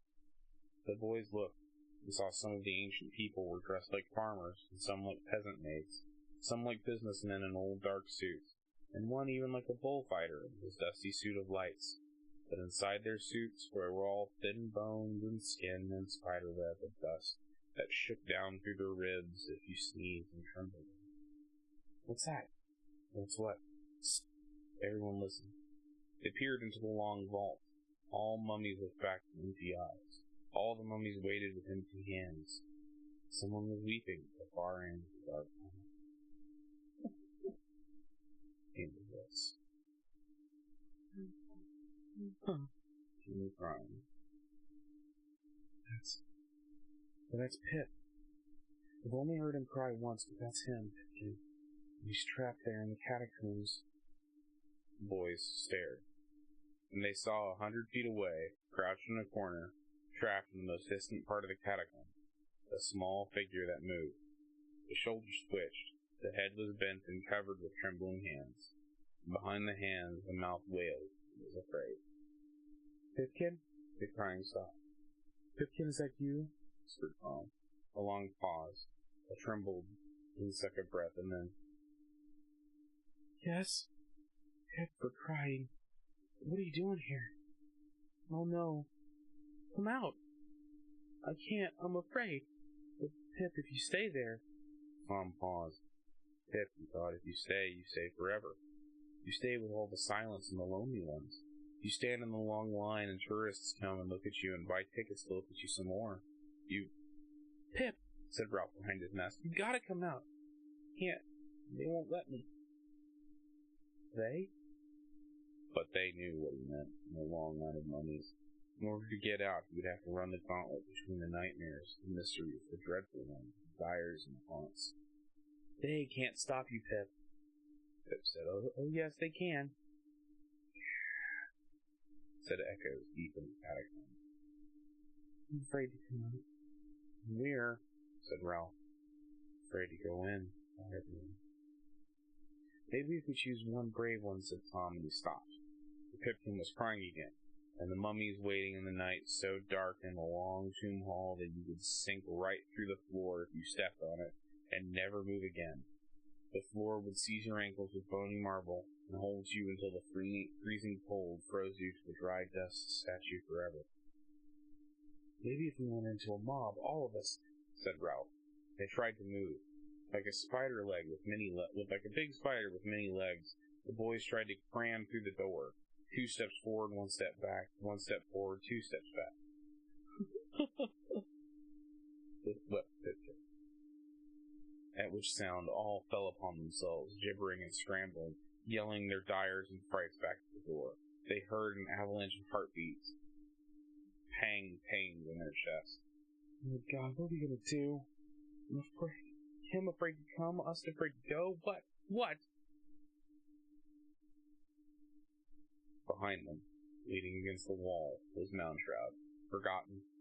A little candle flame of smile flicked and went out among his teeth. Here, boys. Save him with this. Moundshroud reached into his dark coat and brought forth a familiar white sugar candy skull, across the brow of which was written Pipkin. Save Pipkin, lads. Strike a bargain. With who? With me and others unnamed. Here. Break this skull in 8 delicious bits, boys, and hand them around. P for you, Tom, and I for you, Ralph. Half the other P for you, Hank. Other half for you, JJ. Some of the K for you, boy, and some for you. With the I and the final N. Touch the sweet bits down. Listen. Here's the dark deal. Do you truly want Pipkin to live? Such a flurry of protest burst forth upon this, Moundshroud was fairly driven back by it. The boys barked like dogs against so much as questioning their need for Pip's survival. There. He curried them. I see you mean it. Well then, will you each give 1 year from the end of your life, boys? What? I mean it, boys. 1 year. 1 precious year from the far-burned candle end of your life. With 1 year apiece, then ransom dead Pipkin. The whisper and murmur, the appalling sum of it ran among them. It was hard to grasp. A year, so far away, was no year at all. Boys of 11 or 12 cannot guess at minute 70. A year, why sure, why not? Yes. Think, boys, think. This is no idle bargain struck from nothing. I mean it. It is true, the fact. It is a grave condition you make. A grave bargain you strike. 1 year. Each of you must promise to give. You won't miss the year now, of course, for you are very young. And I see by touching your minds you cannot even guess the final situation. A year later, 50 years from this night, or 60 years from this dawn, you are running low on time, and dearly wish an extra day or so of fine weather and much joy. Then Mr. D for Doom and Mr. B for Bones will show up with his bill to be paid. Or perhaps I will come, old Moundshroud himself, a friend to lads, and say together.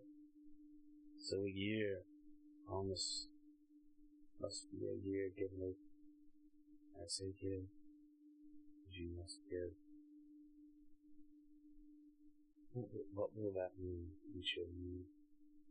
It will mean those who have lived to 71 must die at 70. Some of you might have lived to be 86 and must cough up your ghost at 85. It is a great age. A year more or less doesn't sound like much. When the time comes, boys, you may regret. But you will be able to say that this year I spent well. I gave for Pip, and yet a loan of life for sweet Pip, the fairest apple that has almost ever fell too early from the harvest tree. Some of you at 49 must cross life over 48. Some at 55 must lay down forever sleep at 54. Did you catch the whole thing intact enough, boys? Did you add the figures? Is the arithmetic plain? A year. He will bid 365 entire days out of his soul to get old Pipkin back. Think, boys. Silence. Then speak.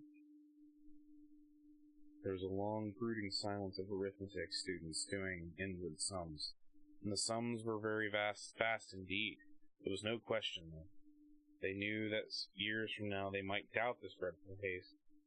Yet, what else could they do? Only swim out from shore and save the drowning boy before he sank the last time into frightened dust. Me, said Tom. I'll give a year. And me. Fine then. Me, and me, said all the rest. Do you know what you pledge, boys? You do love Pipkin, then? Yes. So be it, boys. Chew and eat, lads. Chew and eat. They popped the sweet bits of candy skull in their mouths. They chewed. They ate. Swallow darkness, boys. Give up your year. They swallowed hard, so hard that their eyes shone bright and their ears banged and their hearts beat. They felt something like a cage of birds let out of their chests and bodies flying off invisible. They saw but did not see the years they gave as gifts wing off around the world to settle somewhere in good payment for strange debts. Then they heard a yell. Here, and then I, and then come! Bang, bang, bang, 3 words and 3 sounds of shoes hitting stone, and along the hall and between the rows of mummies which leaned out to stop but did not stop, between the silent shrieks and screams, hell-bent, rushing, racing, flinging his feet, pumping his elbows, puffing his cheeks, shutting his eyes, snorting his nostrils, and bang, bang, banging the floor with his up and up and up down feet came Pipkin. Oh, how he ran. Look at him come! Come on, Pipkin! Pip, you're halfway! Look at him race! Said everyone, with sugar candy in their mouths, and the honorable name of Pipkin locked in their sweet teeth, and this savor, with his savor in their jaws, and with his fine name on their tongues. Pip, Pip, Pip, Pip. Don't stop now, Pip. Don't look back. Don't fall down. Here he comes 3/4 of the way. Pip ran the gauntlet. He was good and fine and fast and true.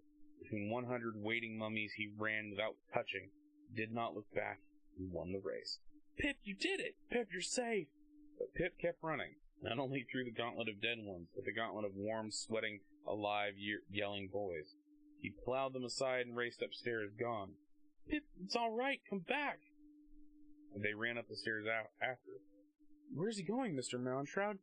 Well, I should imagine, scared as he is, said Moundshroud. Home. Is Pipkin saved? Let's go see, boys. Ah! He sprung like a whirlwind, his arms flung out, and cut the air in slicing grabs and swoops. So fast he spun, and he made a vacuum, a self-made storm. This cyclone was huge, upsuck of air, and then seized the boys by ear, nose, elbow, and toe. Like so many leaves stripped from a tree, they yelled into the sky. Moundshroud, having sank up,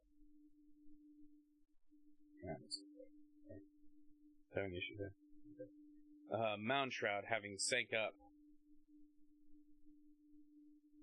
and they, if that is even possible, sank and pummeled after. They hit the clouds like an explosion and a gunshot. They followed Moundshroud like a flock of north-rushing birds, heading home before their season. The earth seemed to give a turn from north to south. 1,000 small villages and towns spun under, alight with candles and tomb yards. Although through all of Mexico, alight with candles, flickering in pumpkins north of the border, across Texas, and in Oklahoma, in Kansas, and Iowa, and at last Illinois, and at last... Home! Cried Tom. There's the courthouse. There's my house. There's the Halloween tree.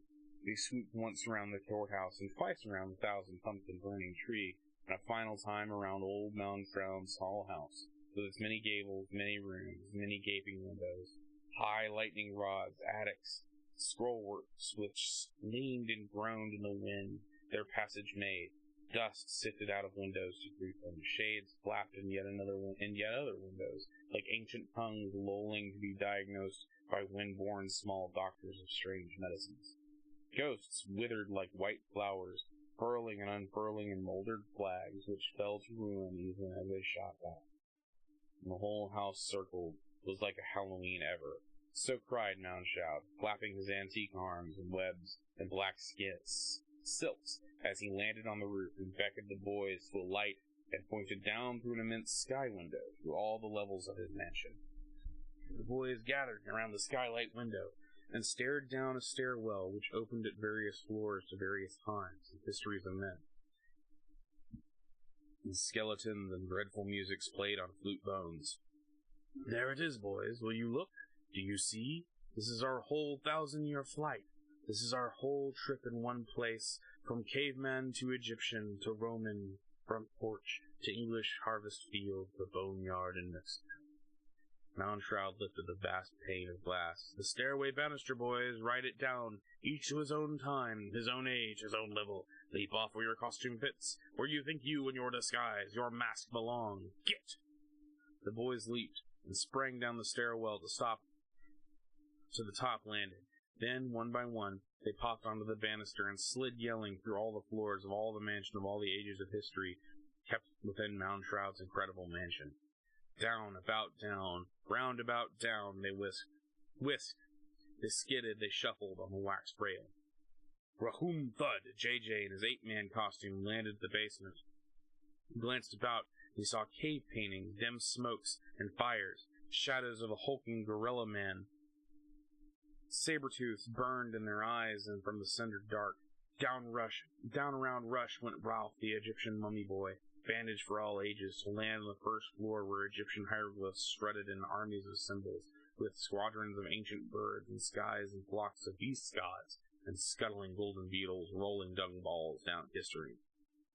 Crash, Hackles Nibley with his scythe, somehow still flashing in his hand, hit and almost rolled himself to mincemeat on the second floor, where the shadow of Sawain, god of the druid dead, raised up his scythe on the far chamber wall.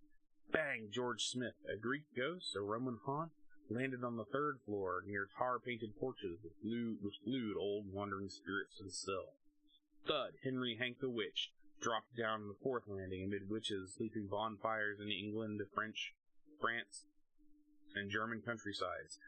Breadfriar, the fifth floor, took a heap, the beggar landing among the sounds of beggars begging the country roads of Ireland, starving. Wallybab, the gargoyle himself, flew and crashed on the sixth floor, where walls sprouted elbows and limbs and lumps and grimaces of fine gargoyle humors and glees, until finally Skeleton Tom skidded off the banister on the topmost floor to tumble and knock white candy skulls like tin pins in a dire game among the shadows of crouched women by mounds, with miniature skeleton brass bands playing mosquito tunes, while Moundshroud, far above, still on the roof, yelled down, "Well, boys, do you see? It's all one." Yes? Yes. All the same, but different, eh? Every age, every time. Day was always over, night was always coming. And aren't you always afraid, ape-man there, or you, mummy, that the sun will never rise again? Yes, more of them whispered. They looked up to the levels of the great house and saw every age, every story, and all the men of history staring about them as the sun rose and set. Ape-men trembled, Egyptians cried laments, Greeks and Romans paraded their dead. Summer fell dead, winter put it on the grave. A billion voices wept. The wind of time shook the vast house. The windows rattled and broke like men's eyes into crystal tears. Then, with cries of delight, 10,000 times a million men welcomed back bright summer suns, which rose to burn each window with fire. Do you see, lads? Think. People vanish forever. They died. Oh Lord, they died. But they come back in dreams. Those dreams were called ghosts, and frightened men of every age. Ah! Cried a billion voices from attics to basements. Shadows climbed the walls of old films rerun in ancient theaters. Puffs of smoke lingered at doors with sad eyes and gibbering mouths. Night and day, summer and winter, boys. Seed time and harvest. Life and death. That's what Halloween is, all rolled into one. Noon and midnight. Being born, boys. Rolling over, playing dead like dogs, lads. And getting up again. Barking, racing through thousands of years of death each night. And each Halloween, boys, every night. Every single night, dark and fearful, until at last you made it, and hid in the cities and towns, and had some rest and get your breath. And you began to live longer, have more time, and space out the deaths, and put away fear at last. And only special days in each year where you thought of night and dawn and spring and autumn and being born and dead. And it all adds up. 4,000 years ago, 100 years ago, this year, one place or another, but celebrations are all the same. The Feast of Samhain, the Time of the Dead Ones, All Souls, All Saints, Day of the Dead, El Dia de los Muertos, All Hallows, Halloween. The boys sent their frail voices up through the levels of time, from their countries, all the ages, naming the holidays for which they were the same.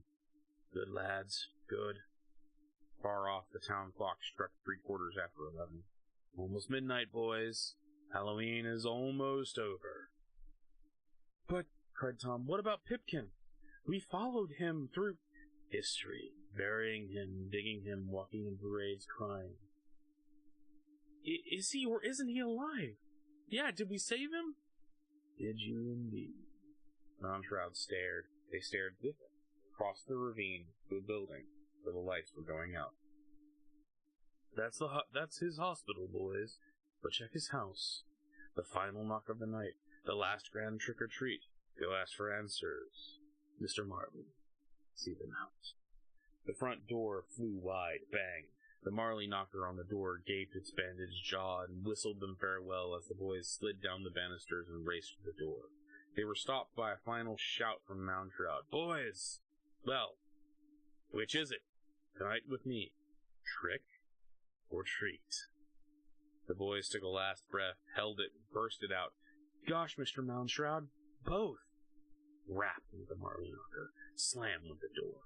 And the boys were gone, running down the ravine and up along the street, gasping hot gusts of air, their masks falling to be trampled until at last they stopped on Pipkin's sidewalk and looked at the far hospital and back to Pipkin's front door. You go, Tom. You, said Ralph.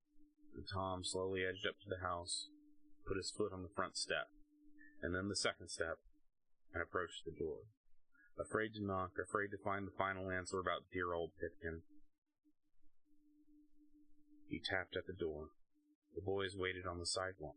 The door opened, and Tom went in. There was a long moment of the boys on the sidewalk, standing cold and letting the wind freeze their most awful thoughts. Well? They yelled silently to the house, the shut door, the dark windows. Well, what? Then at last the door opened again, and Tom came out, and stood on the porch not knowing where he was. And then Tom looked up and saw his friends waiting for him miles off. Tom left off the porch yelling, Gosh, oh gosh! He ran along the sidewalk shrieking, He's okay, he's all right, he's okay. Pipkin's in the hospital, took his appendix out at 9 tonight. Got it just in time. Doctor says he's great. Pipkin? Hospital great? The air jumped out of each as each had been punched in the stomach. The air went out and in and out again in a great rave, a yell, a ragged shout of triumph. Pipkin. Oh, Pipkin. Pip. And the boys stood on Pipkin's lawn and the sidewalk in each front of Pipkin's porch and house and looked with numb curiosity at each other as their smiles spread and their eyes watered and they yelled and the happiest tears ran down their cheeks. Oh boy, oh boy, oh boy, said Tom, exhausted and weeping with happiness. You could say that again. And they all said it again, and they stood there and had a fine, happy cry. And since the whole night was turning soupy with tears, Tom looked around and revved them up. Look at Pipkin's house. Don't it look awful? I'll tell you what we do.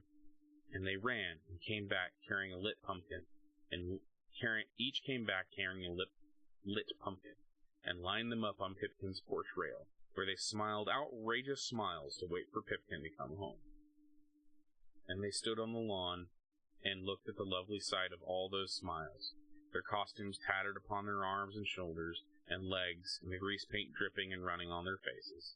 A great, wondrous, happy tiredness gathering all their eyelids and arms and feet, but not wanting to go yet. And the town clock struck midnight, clung, and clung again to a full count of 12. And Halloween was over. And all about the town, doors were slamming and lights going out. The boys began to drift, saying night, and again night, and some good night, but mostly night, yes, night. And the lawn was empty, but Pipkin's porch was a full candle of illumination and warmth and baked pumpkin smell. And ghost, and mummy, and skeleton, and witch, and all the rest were back to their own homes, on their own porches, and each turned to look at the town and remember this special night they would never in all their lives forget. And they looked across the town at one another's porches, but especially on top, over the ravine, the great white house, where stood atop, Mr. Moundshroud stood on his spiked railing. The boys waved, each from his own porch. The smoke curling out of the high Moundshroud Gothic chimney fluttered, motioned, and waved back. And still more doors were slamming to lock all around them. With each slam, one more pumpkin, and then another, and another, and another on the huge Halloween tree snuffed out. By the dozens, by the hundreds, by the thousand, doors banged, pumpkins went flung, snuff candles smoked in delicious smoke. The witch hesitated and went in and shut the door. The witch-faced pumpkin on the tree went dark. The mummy stepped into his house and shut the door, and the pumpkin, with the face of a mummy, extinguished its light. And finally, the last boy in the town remaining alone in his veranda, Tom Skelton, and his skull and bones hating to go in, wanting to wring the last dear drop from his favorite holiday in all the year, sent his thoughts on the night air towards the strange house beyond the ravine. Mr. Moundshroud, who are you? Mr. Moundshroud, way up there on the roof, sent his thoughts back. I think you know, boy. I think you know. Will we ever meet again, Mr. Moundshroud? Many years from now, yes. I'll comfort you. And the last thought from Tom. Mr. Moundshroud, will we ever stop being afraid of nights and death? The thought returned. When you reach the stars, boy, yes, and live there forever.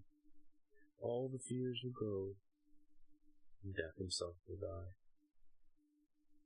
Tom listened, heard, and waved quietly. Mr. Moundshroud, far off, lifted his hand. Click. Tom's front door went shut. His pumpkin, like a skull on the vast tree, sneezed and went dark. The wind stirred the great Halloween tree, which was now empty of all light save one pumpkin on the very top. Pumpkin, with Mr. Moundshroud's eyes and face. At top of the house, Mr. Moundshroud leaned out, took a breath, blew.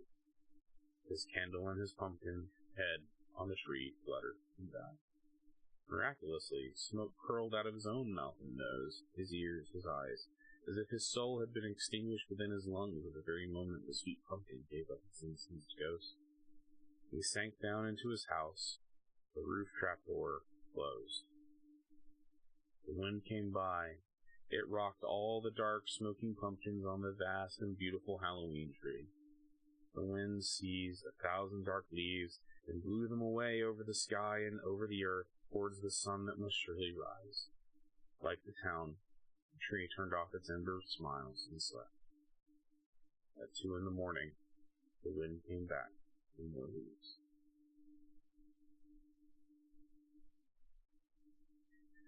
And that's it, ladies and gentlemen. That was The Halloween Tree by Ray Bradbury.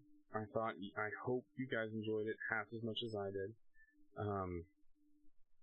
This is probably my favorite book as a child, and that's why I share it every year with at least one person. Thank you guys very much for joining me this evening. I had a lot of fun reading this. I really enjoy it. You're not supposed to talk about this, but I will be putting this up on YouTube probably within the next 24 hours. I have to wait until it's okay with Twitch to do so. But I will be doing that. 1 second here. We're going to turn on just a little bit. 1 second.